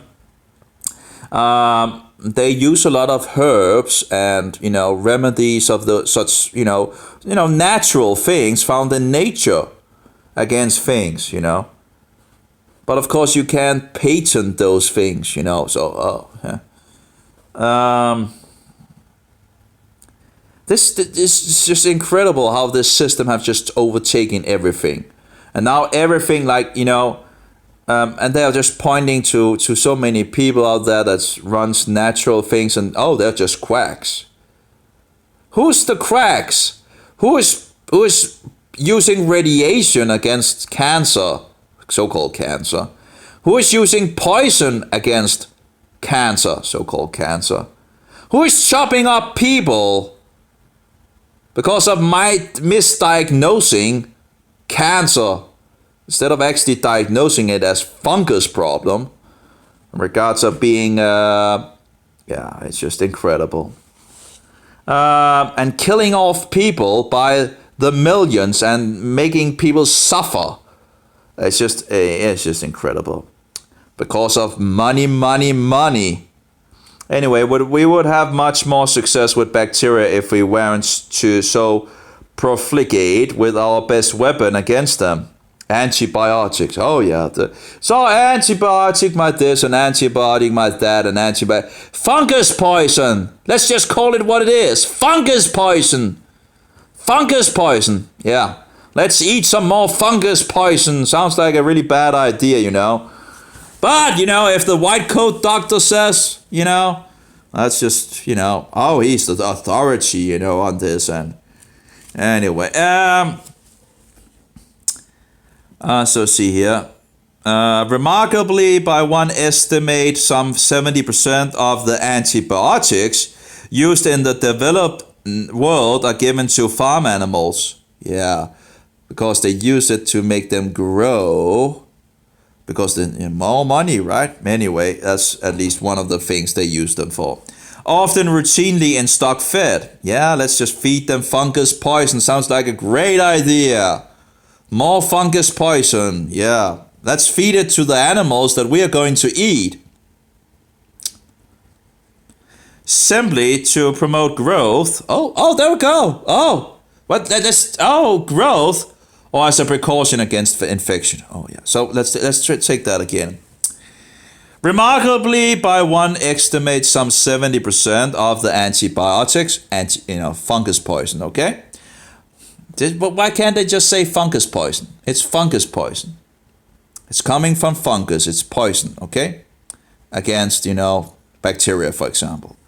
I guess like snake poison, right? Snake poison is from a snake, right? So fungus poison is from a fungus, right? So okay, we got that settled. So fungus poison used in the developed world are given to farm animals. So that would be 70%. Often routinely in stock fed. Simply to promote growth. Because if you can make the animal bigger, there's more to sell, right? Do you think it's better for it to, have... And how much fungus poison and things are in that meat, Might if you're feeding fungus to the animal, might there be some contamination of the meat? And then we're eating it.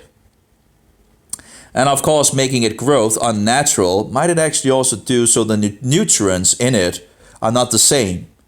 If you make a 100-pound cow to a 200-pound cow, that's just taking the numbers out of my head, but think about it. If you make the animal double its size by just feeding it fungus poison, could it be that the quality of the meat is not the same in regards of nutrients anymore?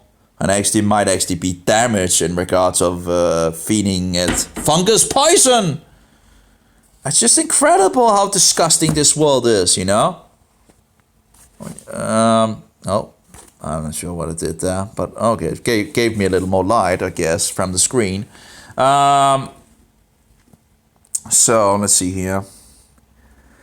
So remarkable, by one estimate, some 70% of the antibiotics, fungus poison used in the developed world are given to farm animals, often routinely in stock fed, and simply to promote growth or as a precaution against infection, because, they put these animals, so much like, they just fix them together in small boxes, and it's like, they what's it called, the words in English, they just fix those poor animals into these small places where they can pretty much nearly not move. So such applications give bacteria every opportunity to evolve. I guess evolve, I think, is a bad word, but anyway, resistance to them. It is an opportunity that they have enthusiastically seized. Yeah. It's a nut world. It's an utter nut world. It's nutcase world. It's utter disgusting to find out what is going on. This is this deeply satanic world. So let's see here. In 1952, penicillin was fully against. And by the way, what is penicillin? It's coming from the fungus that is known as, it has somewhat of the same name. It's from a fungus. It's mycotoxin. It's fungus poison. The penicillin. Anyway, in 1952, penicillin was fully effective against all strains of Staphylococcus bacteria, to such an extent that by the early 1960s, the U.S. Surgeon General William Stewart felt confident enough to declare that the time has come to close the book on infectious diseases. We have basically wiped out infection in the United States. Even as he spoke, however, some 90% of those strains were in the process of developing immunity to penicillin. Soon, one of these new strains, called methicillin-resistant Staphylococcus aureus or something like that, began to show up in hospitals. only one type of antibiotic, fungus poison. So only one type of fungus poison, venomycin, remained effective against it. So maybe some of these bacteria that we're actually killing off is actually helpful to us as well, but just goes astray because we are not actually because we're doing stupid. And so I don't know much about if there's but some of these strains that we are attacking and so forth might actually also be useful on some levels for us. And who knows, maybe the resistance is maybe actually a good thing in some sense, in regards of still, if they actually have something, if the bacteria actually have some purpose in our body and we're trying to kill them off, maybe the resistance is not that bad. I don't know, But again, we know 1% of the body, as I understand it, in regards of what is going on in the body and so forward. I think maybe we should humble ourselves just a little, If we only know around 1% of it, we might, we don't know everything actually going on. So could some of these bacteria maybe actually be important to our gut or something like that? Who knows? I don't know. So maybe we should actually feed the gut with good bacteria, maybe, Maybe we should try to, actually, instead of waiting to get sick, actually, then support health. But of course, our sickness system is not going to do that. It's not going to tell us about that. It's just making us more and more sick and putting us on all these these stupid drugs that's makes us. Yeah, anyway, it's just incredible. This is a cruel world, and it's one thing is if we actually had the information, but this information is not widely available. We are needing to relearn a lot of things in regards of health, and of course we have strayed so far from it because they have pretty much stolen health from us, and now they sit as the gurus of health. Well, that's it's a demonic system. By the way, they also have a pagan symbol as well, but the two snakes and all that is from a pagan Greek god, whatever, if I remember correctly. Just look it up. But in 1997, a hospital, and by the way, the oath, they also say in regards of the old oath, it's like in regards of Apollo and many of these different gods, and it was a god of Panacea or something like that. Doc was telling in regards of on one of his programs, he was reading the oath from this, And why are they even taking an oath? At least Christians. Well, I guess maybe there's not actually any Christians in the system because they have to take an oath. So that's of course a big problem because a Christian is actually someone that should stand on truth, right? And doesn't care about money. But if you actually are just letting pagans into this, anyway,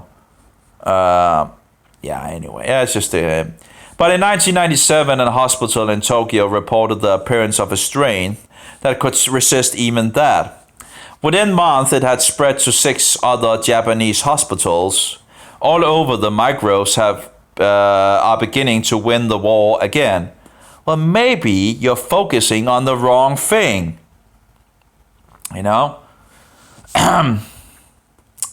Maybe we should focus on health instead of sickness. Like all these foods that we have in the shops, promoting sickness. It's just incredible. And we have all the mycotoxins and it's like, you can't even get details on what is in regards to the food sources. Oh, it's cost money to make the search and finding out what is actually in the, and that's, kind of, if you have two different, two products of the same thing, well, one product could be, hugely better than the other, but the consumer doesn't know. And why? Because one could actually have gone the natural way, and the other could have, skipped over and used a lot of, things to, it's anyway. So all over the microbes are beginning to win the war again. For example, also in regards of olive oils, for example, I think it was olive oils in regards of, there's this antifungal thing in it. Well, what do you see on the oils of oregano? Do you see anything in regards of this this thing? Nope. You're not allowed to because if you're looking after something that is very, very antifungal, it would be nice to have some information about the product, right? Anyway, the same thing with animals and all that. You would like some information about how in regards of eggs, are the chickens roaming freely? What are they eating? What are you giving them? Are you giving them anything extra? And so forward. So anyway, but in 1997, in a hospital in Tokyo, reported the appearance of a strain that could resist even that. Within a month, it had spread to 6 other Japanese hospitals. All over, the microbes are beginning to win the war again. The US hospitals alone, some 14,000 people a year die from infections they pick up there. Yeah, go to the hospital. By the way, the hospital is named from the Hospitalos. Goes back to Roman Catholicism, as everything does, because the Roman Antichrist is the Roman Antichrist, the man of the number 666. So, anyway. But the Hospitalos, that's the Knights of the Hospitalos, which is the Knights of Malta in our days. They just changed name and so forward. But that's why we are calling, there's the Hospitalos, and thereby you got the name of hospital from the Hospitalos, as far as I know. So, from a Roman Catholicism, and what language are they? Latin, some Greek as well, but of course the beasts have different animal characteristics in it. But anyway, and Greek is one of them, by the way. But anyway, and yeah, so.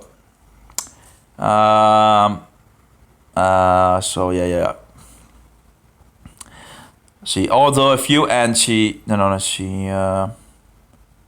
in the US hospitals alone, some 14,000 people a year die from infections they pick up there. As James Surovicki noted in the New Yorker article, given a choice between developing antibiotics, fungus poison, okay?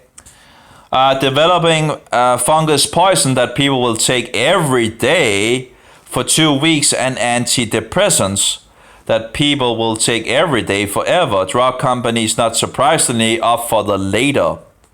Oh, yeah, I see that they really, really want to give me these, antidepressants, things of that nature. And I've already been actually pushed to do that in my younger years, because I was told by the state, or one of the people working in the state, that I should do as my doctor told me. And I'm like, I have issues underneath my belt, not in my brain, okay? Of course, I'm not happy when I have the issues I have. It's not going to be solved by happy pills, so-called happy pills with a lot of destructive symptoms, or destructive, what do you call it? I can't remember what it's called, but symptoms. It's like insane, It's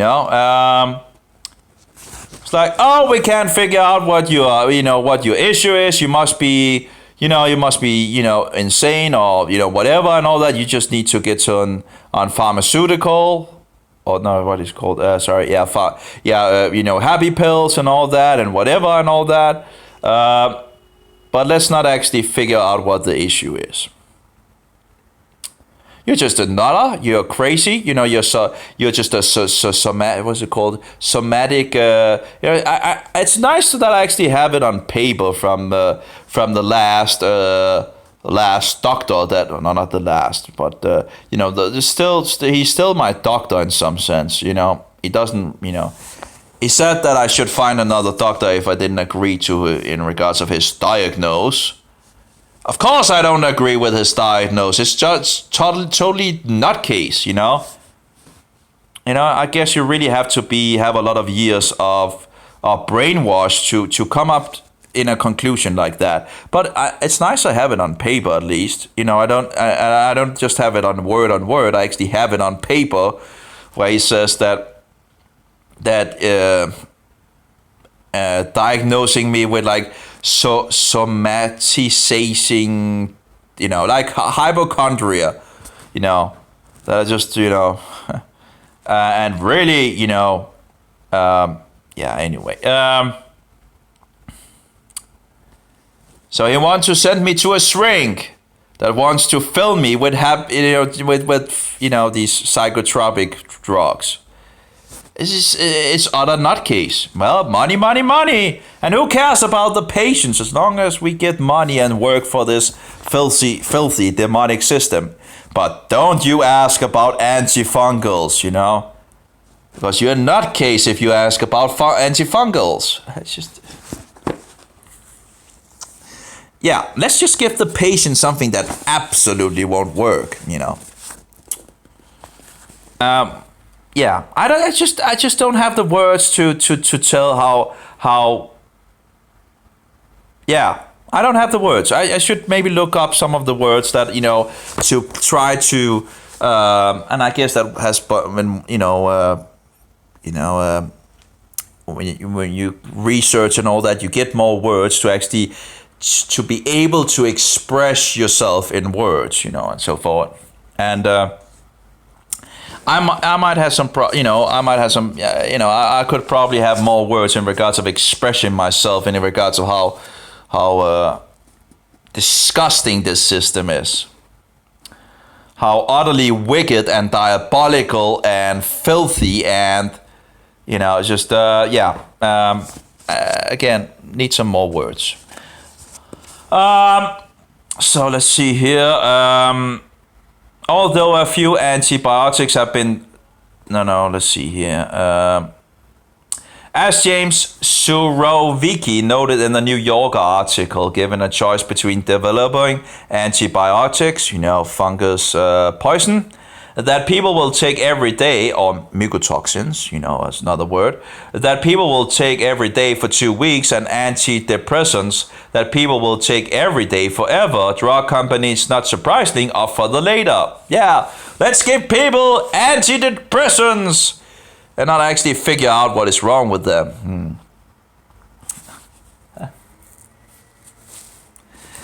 Yeah, big business. It's good business. Yeah, hurting people is great business. It's just utterly disgusting. It's just criminal. Although a few antibiotics have been toughened up a bit, the pharmaceutical industry hasn't given us an entirely new antibiotic, you know, fungus poison, since the 1970s. Oh, really? Anyway, still using the same fungus poison, I guess. Our carelessness is all the more alarming since the discovery that many other ailments may be bacterial in origin. The process of discovery began in 1983 when Barry Marshall, a doctor in Perth, Western Australia, found that many stomach cancers and most stomach ulcers are caused by a bacterium called Helicobacter pylori. Well, I think it's more like a fungus issue, but anyway. It's like, oh, it's bacteria, right? You know, what about fungus? Oh, we forgot about fungus, right? You know, oh, that's a gray area. We're not going to look in the fungus box, you know. Oh. And you're not going to be allowed to get any antifungals. Oh. No, because we don't like, going there, apparently. Even though his findings were easily tested, the notion was so radical that more than a decade would pass before they were generally accepted. I haven't really heard any reason. Of course, one of my white coat murderers, after he made a lot of, I think, totally nutcase, conclusions and all that. And he talked about he didn't know enough in regards of that. It seems like he didn't know anything in regards of antifungals. Well, okay, doctor. Okay, well, that's okay. You just need to prescribe it to me and I'll figure the rest out for myself. Okay? But no. I guess when you're not getting so much education in it, it's like, but, it's just, there's like 11 anti-fungus things that they have, remedies that they have at their disposal, and they don't know anything in regards to this. And I'm like, hey, if you don't know enough about the subject, what about just, reading up on it? You're the white coat doctor speaking all these Latin words of extraordinariation or whatever, Are you telling me that you can't actually do a little research in regards of diflucan or nystatin or whatever, or so what have you been doing all your time as a doctor, not knowing anything in regards of the antifungals? Anyway, give me a reason why you won't allow me to try it out, Give me a good reason. Where's the good reason, Even though his findings were easily tested, the notion was so radical that more than you're killing all these other people, right? With all your misdiagnosing and all that. And here I'm doing the job for you in some sense and trying to figure out what is wrong and all that. And then no, you want to put me on things that absolutely won't work, that actually can hurt me, but you won't let me try, some antifungals. Huh? Oh, really? Yeah, okay. Okay. So I need to use all these years trying to figure out what is the problem first, because you are totally incompetent to figure that out, apparently. And then when I begin to figure out what is the issue, you won't let me try something that might work. What is this madhouse? Yeah, I need to do your job and then you won't even let me try. It's just, what is wrong with you people? White coat murderers, Oh, anyway, maybe I'm getting a little, I just don't understand, I don't understand. Come on, work a little with me. Anyway, even though his findings were easily tested, the notion was so radical that more than a decade would pass before they were generally accepted. So apparently they say that the bacterium called Helicobacter pylori can be a cause for cancer. But, I think we are, in regards of cancer, fungus. Fungus. That is the big issue in regards of cancer.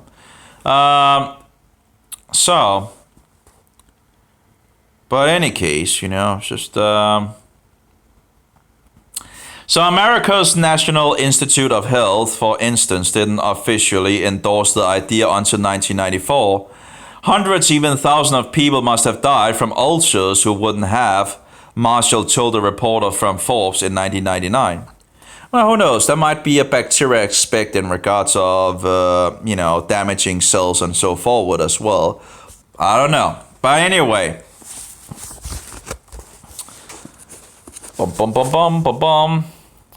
Since then, further research has shown that there is or may well be a bacterial component in all kinds of other disorders: heart disease, asthma, arthritis, multiple sclerosis, several types of mental disorders, many cancers, even it has been suggested in science no less, obesity. I think a lot of these things actually would be considered fungal issues. But anyway, okay. Who knows? There might be a component of both, in regards of, if the system is down, the bacteria might actually be easier to roam around, both cases in regards. If the fungus suppress your immunity, of course the bacteria would be easier to actually move around, right? Because if the immunity is less strong, well then, any case, the day may not be far off when we desperately require an effective antibiotic and haven't gotten one to call on. Again, they have just totally focused on antibiotic and nothing in regards of fungus. What about the fungus? The fungus is not a big problem, apparently. Oh, yeah, okay, so people, the one that died of cancer, which they pretty much misdiagnosed and mistreated and, pretty much murdered. Yeah, I think they pretty much murdered her. So she was in an apartment and there was mold in the apartment. And what is Doc Kaufman are talking about? Cancer and mold and so forward. And in regards of injecting it into animals and getting cancer. So anyway, so she lived in an apartment with mold and she got cancer. And I think she was a smoker as well, so that hasn't helped on it either. So, but apparently no one actually moved her out of the apartment. She was still in the apartment while she had cancer or fungus problem, and yeah. So what could be the cause? Could have been the mold in the house? Yeah, I think it could. I don't know what kind of mold it was and all that. And I haven't checked it up, but apparently it was pretty bad in her apartment. So, so what did she actually die of? Did she die of mold? Of poison? Fungus poison? Yeah, I think that's a good. And what do they do in regards to this other place? They feed her with sugar things. Oh, she's going to die anyway, and let's just have her eat sugar, ice cream. I think it's just incredible. It is total murder. Not telling the patients about what the issues could be, and then, letting them eat sugar, which we know cancer loves, and fungus loves it as well. Oh, it's just a coincidence that both of them love sugar, right? Anyway. So, since then, further research has shown that there is or may well be a bacterial component in all kinds of other disorders: heart disease, asthma, arthritis, multiple. Oh yeah, we already. The day may not be far. Oh, that we also. It may come as a slight comfort to know that the bacteria themselves get sick. Oh, well, actually, I just how we're actually killing off the bacteria, and the thing is, in regards of antifungus, in regards of fungus poison, antibiotic, they already knew there was problem at least in 1986. So that would probably be before 1986, and it seems like Doc has books that is a lot older with information about in regards of fungus being an issue and all that. But in regards of 1986, there's this, I saw a program about two doctors, and I think one of them wrote the yeast connection or something like that. And they're talking about the problem of antibiotics. In 1986, what year do we have, according to the Roman pagan sun calendar? The Julian Gregorian Popish calendar of falsehood. Well, we have 2019. So that's pretty many years ago, right? It's just incredible. They, as I understand it, they just put the lid on the problem. Oh yeah, that's a great idea. We actually have giving these antibiotic. We actually have a problem in regards of let's just put a lid on that. Doesn't matter. We the millions are going into our our coffer. We'll not talk about that. let's just murder more people, right? And get money, money, money, money. Anyway, so that bacteria can themselves get sick. They are sometimes infected by bacteriophages or simply phages, a type of virus. And actually, I was doing some research in regards to that, because in regards of Candida albicans, I found I'm not sure how I actually got to search this area. I might have heard about it in regards of bacteria and then search in regards of the fungus, if there was any fungus that actually could, or phages that actually could attack fungus. And it seems to be that there might actually be.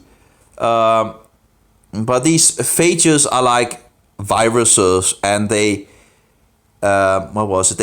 They go to the source and they shoot something into it and they annihilate it.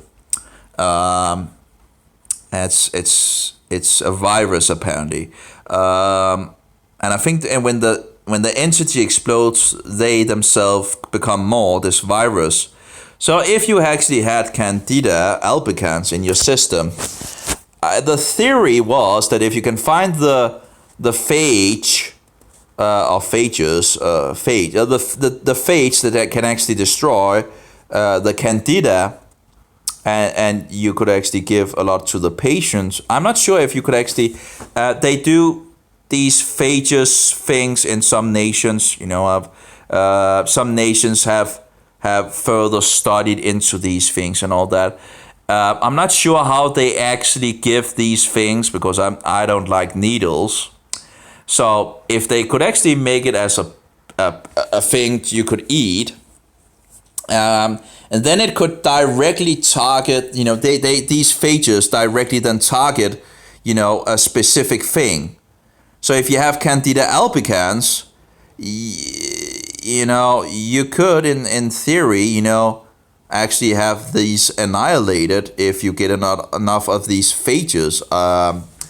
But again, I don't know if you can just eat a pill or whatever, or drink some liquid with these phages, if you can actually make a huge amount of phages. They had these different things with different phages for different sicknesses and all that. And apparently it seems that there might actually also be something in regards of fungus.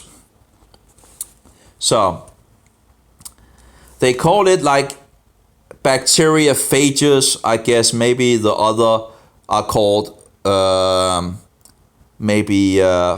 phages. I don't know. As I understand it, there's not that much research overall, but it could be interesting to look into. Anyway, a type of virus, they say. A virus is a strange and unlovely entity. And as I understand it, a virus is actually much, much less complex than a bacteria, or something in regards of a bacteria being much, much more complex than, in regards of, what was it? I can't remember but anyway. A piece of nucleic acid surrounded by bad news in the memorable face of the noble Laurita Pita Medava. Smaller and simpler than bacteria, viruses aren't themselves alive. In isolation, they are inert and harmless, but introduce them into a suitable host and they burst into business, into life. Of course, that's interesting as well, how they actually do that, being inert, being non-living to becoming, in some sense, alive. About 5,000 types of virus are known, and between them they afflict us with many hundreds of diseases, ranging from the flu and common cold to those that are most invidious to human well-being. I don't know what, I just fixed that in my book here. So, invidious to human well-being: smallpox, rabies, yellow fever, Ebola, polio, and AIDS. Excuse me. But better out than in. I guess it must be the T or something like that. Viruses prosper by hijacking the genetic material of a living cell and using it to produce more viruses. I saw some videos about that. That was, again, very interesting and, again, very complex.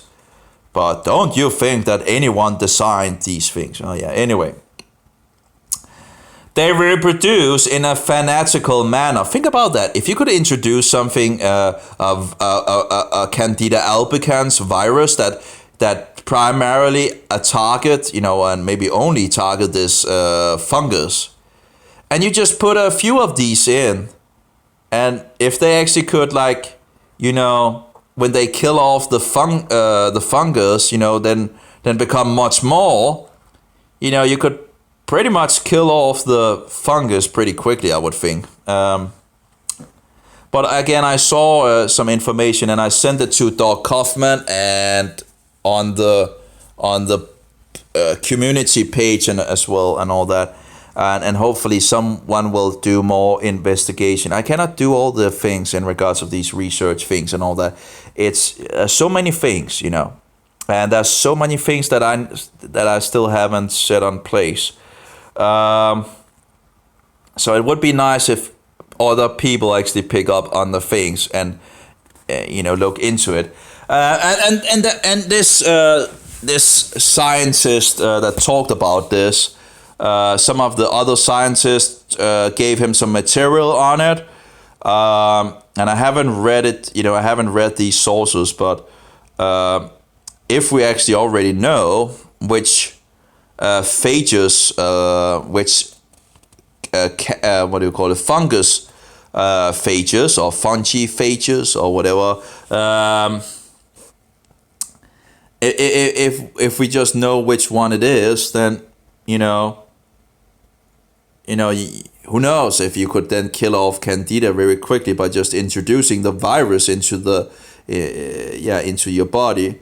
But I don't like needles and all that. That's so hopefully that would be. I don't know how I saw the program, but they didn't say anything in regards of how they actually give this virus thing, this phages to the patients, because anyway. So viruses prosper by hijacking the genetic material of a living cell and using it to produce more virus. They reproduce in a fanatical manner, then burst out in search of more cells to invade. Not being living organisms themselves, they can afford to be very simple. Many, including HIV, have 10 genes or fewer, whereas even have 10 genes or fewer, whereas even the simplest bacteria required several thousands. So I don't know how big a gene is and all that, and how much code or whatever and all that. Again, the thing is, I don't think, a lot of these things can be made on a more child level. And some of these scientists just makes it just much more difficult to understand these things than is actually necessary. And that's like, for example, like Kent Hovind, in regards of speaking, he's keeping it to the 4th grade level. And I think that's a good thing to keep, again, some of these scientists just makes it too, so, you think you're trying to learn something, and it's just you have difficulty learning it, and then you find out what it is actually, and then you find out this is not as complex as they are making it. You could really tell it in another way. And by the way, these are diodes things and all that, and the light is just not as good as the but I found it in a it's 750 kroners, but I found it in my, it was at the time when I did a lot of dumpster diving, which again is a problem in regards of if you actually have, because of the, if you're dumpster diving for food and all that, if you are on a Candida diet, that's pretty harsh. So, So yeah. But anyway, you can also find, stuff of that kind. And, sometimes when you find stuff and they're broken, you can fix it, Like, for example, the lamp out here, I actually found another one as well with 2 lights. And so one of them was broken, one of the light sources.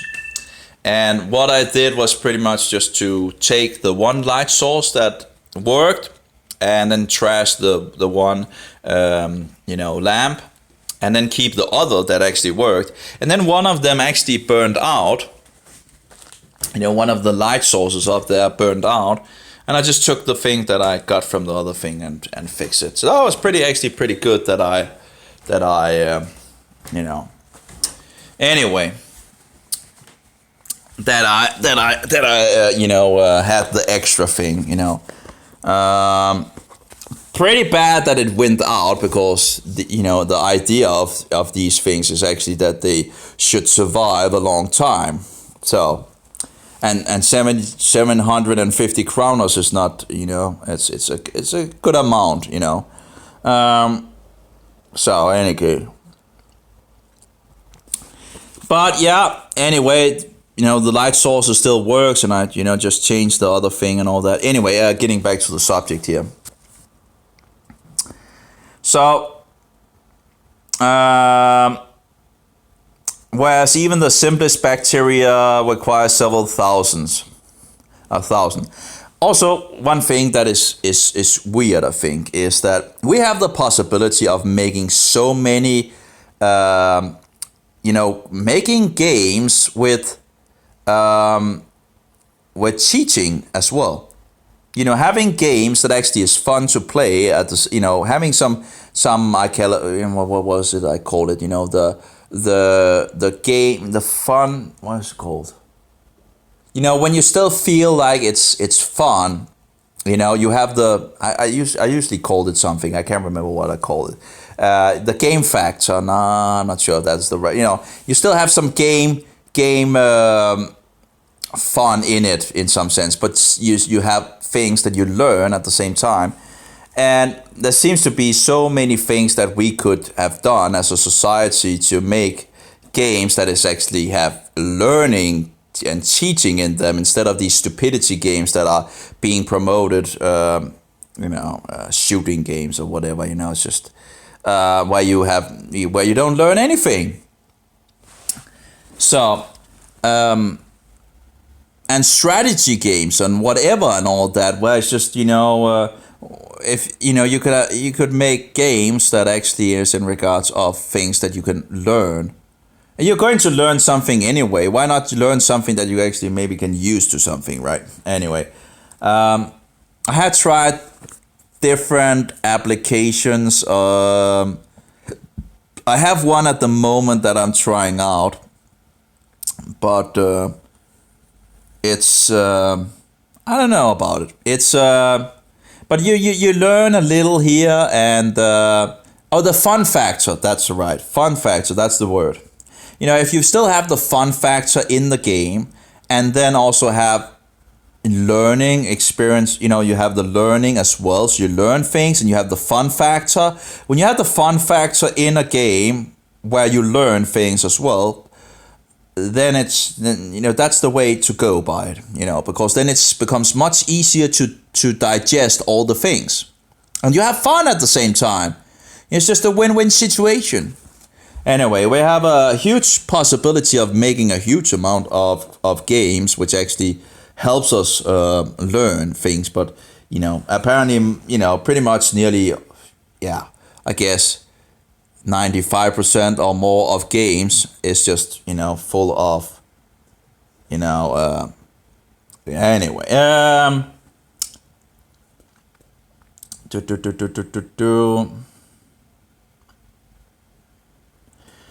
So, not being living organisms themselves, they can afford to be very simple. That would be the viruses. Many, including HIV, have 10 genes or fewer, whereas even the simplest bacteria require several thousands.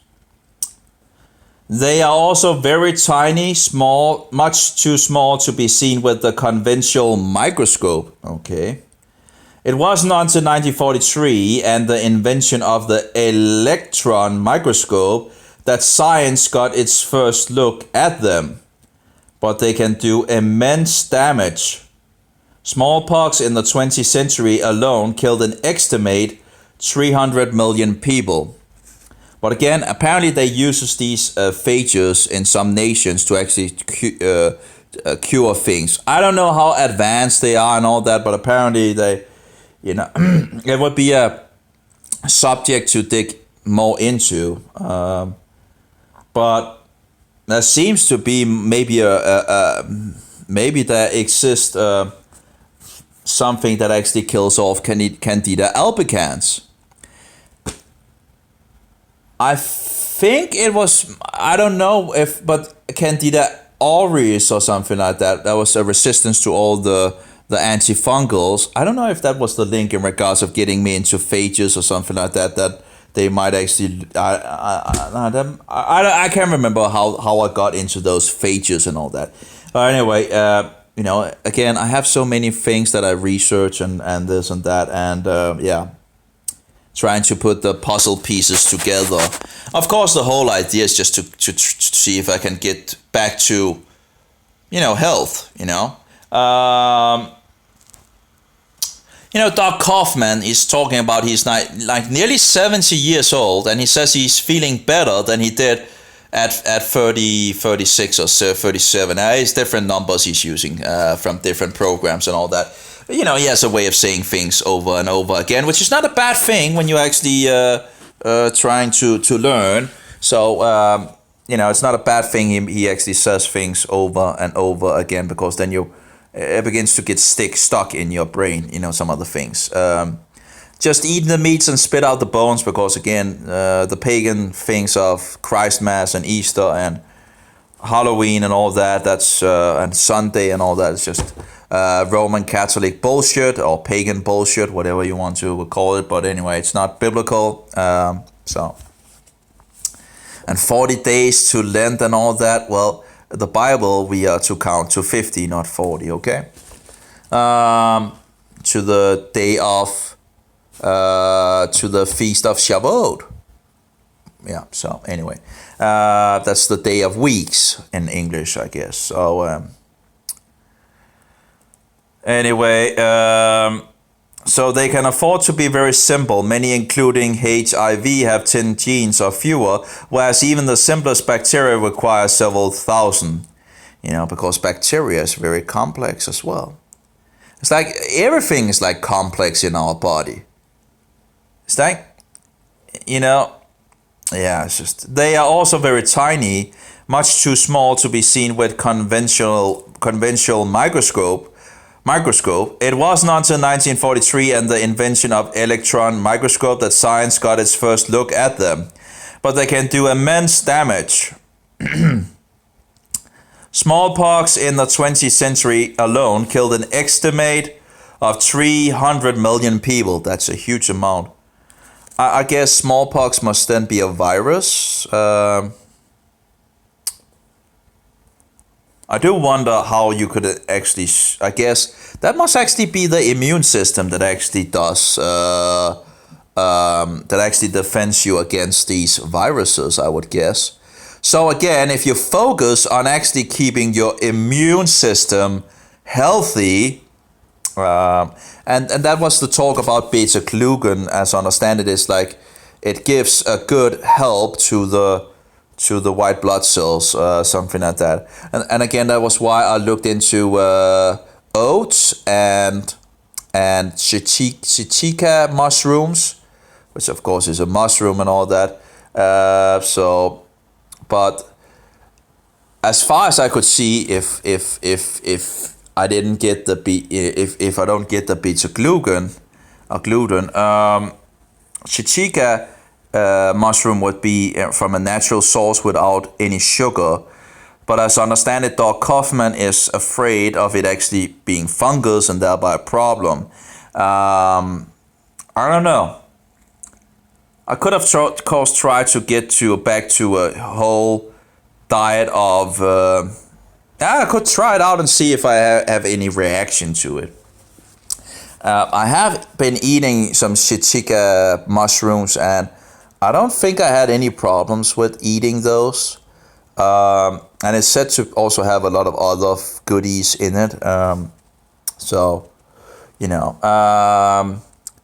But yeah, it is a fungus. But is it that to say that it's bad in regards of, you know, in regards, it's a much bigger fungus than the small ones. I've read some sources says that, you know, there's a huge amount of difference in regards of, you know, I don't know.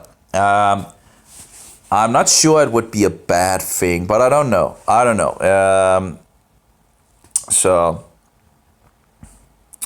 But at least it would be a way, and they actually taste pretty good. I don't think it's you can find them dried, for example. I don't think they were that cheap, but whatever. So they're also very tiny, much too small to be seen with a conventional microscope. It wasn't until 43, and the invention of the electron microscope that the science got its first look at them. I do wonder if I can actually find some images of those. You know, it would be interesting to see. It should be on YouTube, I guess. You know, so many things are coming forward these days. Anyway, but they do immense damage. Smallpox in the 20th century alone killed an estimate of 300 million people. They also have an unnerving capacity to burst upon the world in some new and startling form, and then to vanish again as quickly as they came. I guess they must be airborne in some sense. In 1916, in one such case, people in Europe and America began to come down with a strange sleeping sickness, which became known as encephalitis lethargica. Victims would go to sleep and not wake up. They could be roused without great difficulty to take food or go to the lavatory and would answer questions sensibly. They knew who and where they were, though their manner was always apathetic. However, the moment they were permitted to rest, they would at once sink back into deepest slumber and remain in that state for as long as they were left. Doesn't sound too good. Some went on in this manner for months before dying. That's bad. Very few survived and regained consciousness, but not their former liveliness. Now, in regards to this, you know, again, a strong immune defense would probably be the best defense against it, right? In regards of all our, you know, white blood cells and such and all that, if we know what things that actually strengthen these guys, and you know, to work on, instead of waiting for us to get sick, then actually, what is it called? It's called something. Yeah, of course it's called something. Oh. Instead of waiting until you get sick, then actually, you know,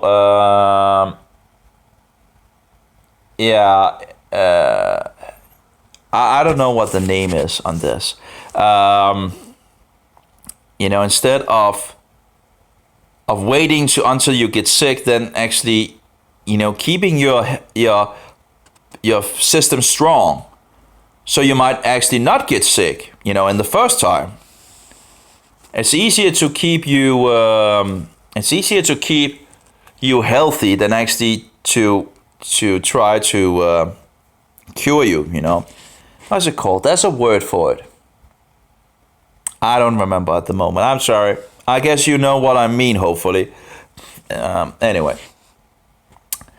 So they were permitted to rest. They would at once sink back into the deepest slumber and remain in that state for as long as they were left. Some went on in this manner for months before dying. A very few survived and regained consciousness, but not their former liveliness. They existed in a state of profound apathy, like extinct volcanoes. In the words of one doctor, in 10 years the disease killed some 5 million people and then quietly went away.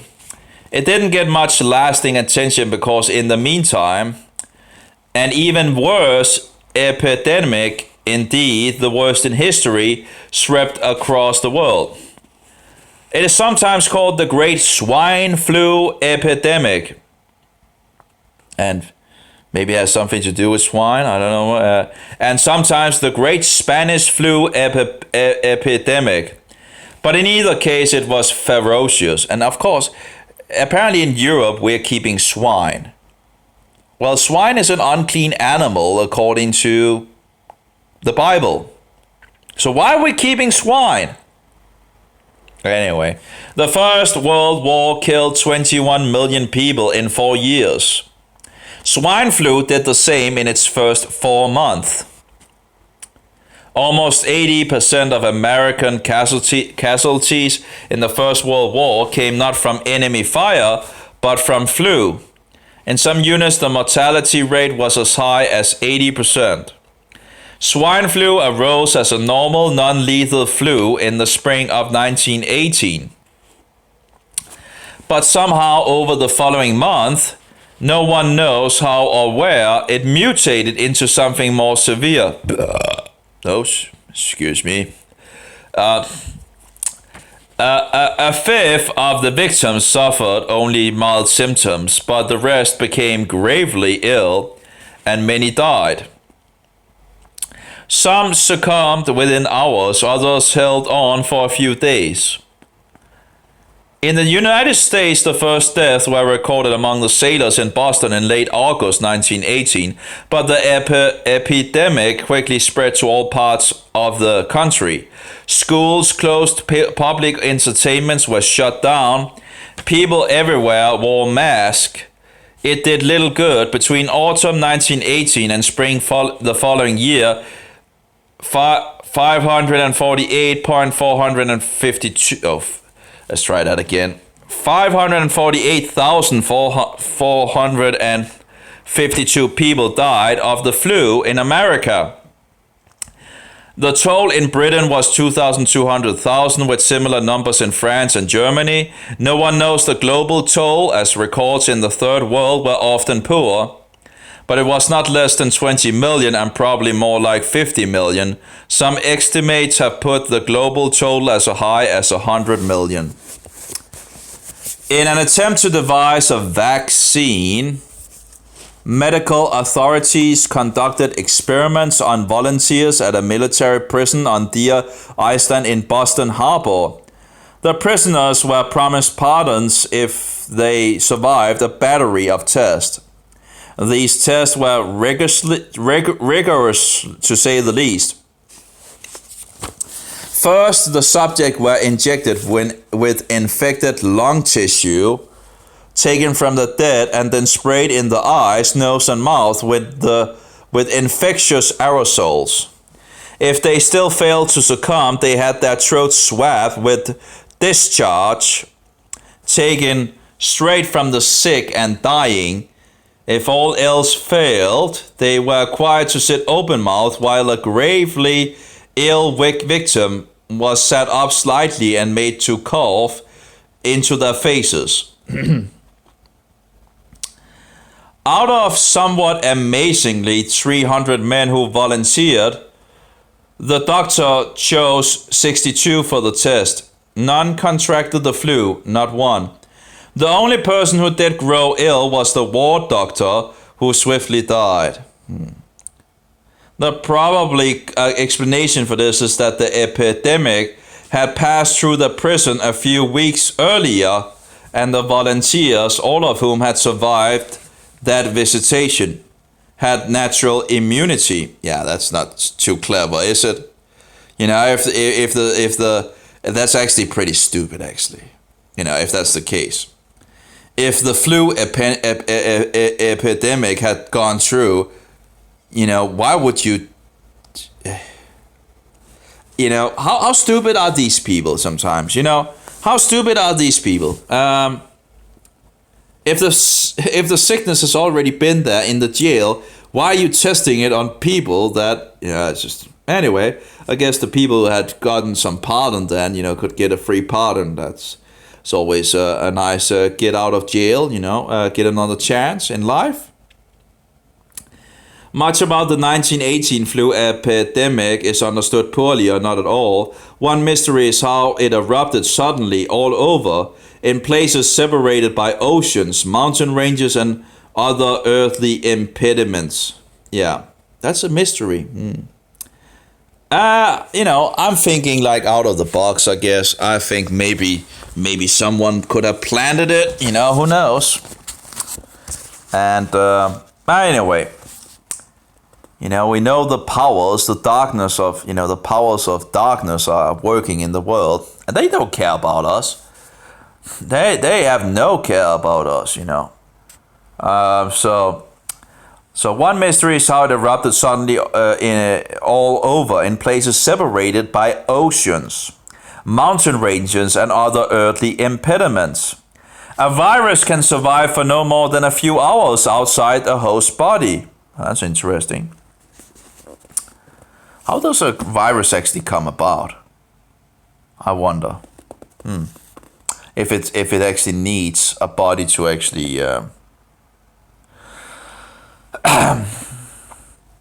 so a virus can survive for no more than a few hours outside a host body. So how could it appear in Madrid, Bombay, and Philadelphia all in the same week? Well, maybe someone planted it there.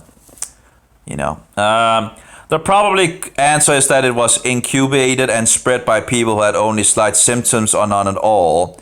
Yeah, or again, someone actually, fixed it. Even in normal outbreaks, about 10% of people in any given population have the flu, but are unaware of it because they experience no ill effect. And because they remain in circulations, they tend to be great spreaders of the disease. I guess that's... that would account for the 1918's outbreak, widespread distribution. But it still doesn't explain how it managed to lie low for several months before erupting so explosively. Yeah, that's interesting, right? If you have places like far apart from each other and then you just have an explosion of all of them on the same time, that is kind of interesting, isn't it? Anyway, I would think that, they probably...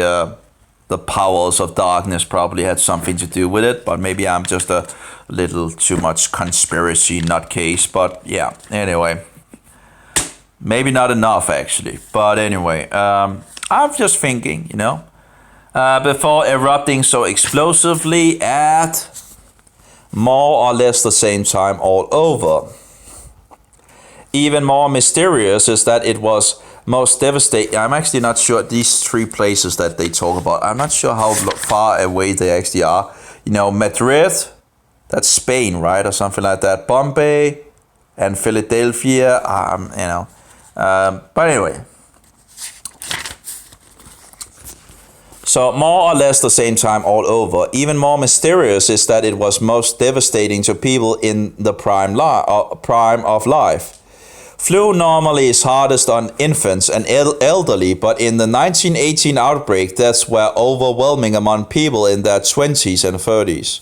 Older people may have been benefited from resistance gained from an earlier exposure to the same strain. But why the very young were similar spared is unknown. The greatest mystery of all is why the 1918 flu was so ferociously deadly when most flus are not.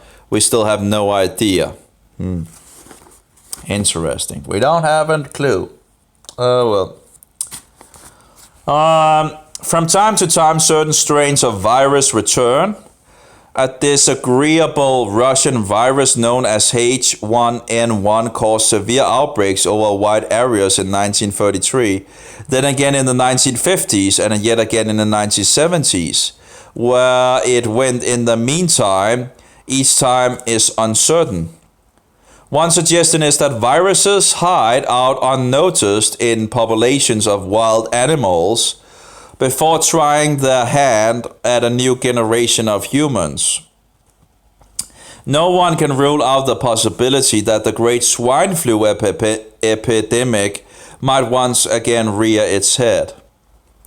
And if it doesn't, others well might. New and frightening viruses crop up all the time. Ebola, Lassa, and Marburg fevers all have tended to flare up and die down again, but no one can say that they aren't quietly mutating away somewhere. Or simply, I don't understand if viruses are dead in some sense. How are they going? Well, of course they became active in the body, but yeah. Yeah, okay. Well, I don't know. Or simply awaiting the right opportunity to burst forth in a catastrophic manner. It is now apparent that AIDS has been among us much longer than anyone originally suspected. Researchers at Manchester Royal Infirmary discovered that a sailor who had died of mysterious, untreatable causes in 1959 in fact had AIDS. Yet for whatever reason the disease remained generally quiescent for another 20 years. The miracle is that other such diseases haven't gone rampant. Lassa fever, which wasn't first detected until 1969 in West Africa, is extremely virulent and little understood. In 1969, a doctor at a Yale University lab in New Haven, Connecticut, who was studying Lassa fever, came down with it. He survived, but more alarmingly, a technician in a nearby lab, with no direct exposure, also contracted the disease and died. Again, these viruses must apparently have also have some airborne capacity. Happily, the outbreak stopped there, but we can't count on always being so fortunate. Our lifestyles invites epidemics. Air travel makes it possible to spread infectious agents across the planet with amazing ease. An Ebola virus could begin day in, say, Benin and finish it in New York or Hamburg or Nairobi or all three. It means also that medical authorities increasingly need to be acquainted with pretty much every malady that exists everywhere. But of course, they are not in 1990. Oh, what was he? Wait. But of course they are not. Yeah, okay. That exist everywhere, but of course they are not. Okay, so they're not in regards of knowing every malady and all that. In 1990, a Nigerian living in Chicago was exposed to Lassa fever in visit to his homeland, but didn't develop symptoms until he had returned to the United States. He died in Chicago hospital without diagnosis and without anyone taking any special precautions in treating him, unaware that he had one of the most lethal and infectious diseases on the planet. Miraculously, no one else was infected. We may not be so lucky next time. And on the sobering note, it's time to return to the world of the visible living. And that was pretty much the end of this chapter. The visible living, yeah. It's interesting that he goes into in regards of sicknesses of bacteria and viruses, and yet really doesn't touch on the things in regards of fungus. But it's not, I guess, not a surprise, because it seems to be an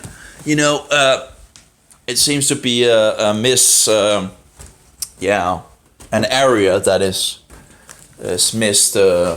Yeah, I have some, one of the, the meat.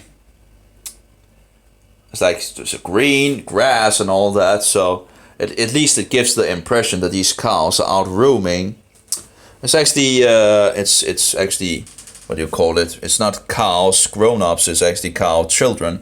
And actually, this is the thing that tastes the best. I tried different things, and it's not slaughtered to Allah, so at least as far as I. Getting some. Getting some problem with the power. I guess it will close down in not long. But I'm getting kind of hungry, and I'm thinking I should get some more meat, and meat is good. We like meat. Again, I haven't called them up and actually asked them in regards of antibiotic or hormones or whatever they, if they actually get natural food sources and all that. My primary thing was in regards of if they slaughtered it to Allah, but yeah, that would be, of course, one of the things that I should check in regards of, we want to have the most healthiest meat that there is. I would think in regards of now being child cows, this thing, that it actually should maybe be more nutritious than the grown-ups. I don't know. But I would think that might be the case. In any case, it's taste-wise, it is the best that I've been able to find in regards of not being slaughtered to a god without a son, which in the Western world, apparently we have begun to do. It's just utterly not case, but anyway, there's so many things that is not case. And maybe I should just end the video as well. Still have some of these guys. They're actually pretty cheap, but that's fish. And it seems to actually, so at some point I'll get some fish as well. Probably should actually maybe have, but no, I have the meat out now, and and I just need to warm up the what's it called, the tea again, and then I'll fix the pan, and then I'll get some, some meat, on the pan, and that's my, I guess it's kind of weird, having it as breakfast and, whatever, pretty much, whatever on the day. It's actually not that bad, actually, because, meat is, it's pretty nice, I like the taste, So as a man, I don't really have a problem eating meat in regards to the taste. When I was a vegetarian, I was not a vegetarian because of, because I didn't like meat. I did like meat, But in regards of seeing how the animals was treated and all that, but in regards of health-wise and all that, it's the only thing that works. And it led me, sadly, these videos showing me all these things and all that. And of course, animals shouldn't be treated like that, They should have a good life and so forward. They should, so many things that we are doing to these animals that is just plainly wrong. So that's for sure. But, it led me down the wrong path in regards to this vegetarian thing, because it led me away from actually in regards of keeping my health. I should have been trying, an only meat diet instead. And I would have figured out, this is actually works in regards of my issue down there. It would have been a magnificent thing to actually figure out.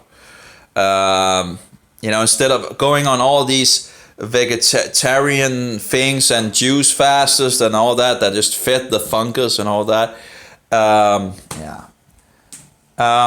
Again, a lot of the things that I now know, I wish I knew, in the past. That's pretty much. I just made it worse for myself being, becoming a vegetarian with all this sugary and so absolute. And I was doing it, but also, in regards of health wise as well, and of course, that was one of the reasons as well, right? But the question is, how healthy was it actually stopping eating meat, when actually meat is one of the things that actually seems to have a positive effect. So, pretty stupid, I guess. Anyway, I'll stop for now. And the battery is over anyway. May Jehovah bless you and be with you, and may Yeshua be that most precious pearl, and don't let go of him when you have him. And may the Holy Spirit, the Spirit of truth, be in us all. Amen. Have a good one, all of you. Bye-bye. Oh, see if we can stop it. 3 hours. It took some time to get it over. I guess that's a lot of things, and again, a lot more to research, you know. And I have a lot more of Doug Kaufman to actually look into. So there's some really gold nuggets in his programs. I actually found out, I was like, I'm going on a marathon in regards to Doug Kaufman, you know, listening to one after another. And yeah, because there's some really good stuff in them. And I was like 100 and something, 130 or something like that. And I found out that's actually 600 or something like that. I don't know if I'm actually listening to the programs that he just made on the internet, and then the other 600 is from his other program, studio television shows or something like that. Whatever the case, you know, I'll just start with these hundreds and see how far I get with that. And follow along. Oh, it's Thursday today. He's coming on this night. You know, actually 4 hours, a little less than 4 hours. You know, in Denmark it's like, you can see 18, 19. So I think it's like 10 o'clock in Denmark that he comes on. So that's nice. So that's something to you know, look forward to. And I think it's 1.5 hours this day, you know, on Thursday. So that's great. I don't know if I'm actually up at that point. You know, it's still 4 hours to it. Last Thursday, I was sleeping when he actually had his program. So it's really, that's just how it is. But anyway, of course, you can just listen to some of the programs that had in the past and all that. It's just wonderful. It's just more of the same and all that, and beginning to get the things in order, you know, and getting some gold nuggets from him as well in regards of, and beginning to, standardize it in your head, right? And he has some really good stuff to say in regards to the fungus issues for sure. I don't know where in regards to the last books and all that, and if he actually has them on MP3, because they might actually be more concentrated, I would think, instead of the programs, because sometimes the programs are not that concentrated. You know, it seems like but I heard that his books is actually on sound, so that would be interesting. Anyway, have a good one. I'm going off now. Stop speaking. Stop speaking.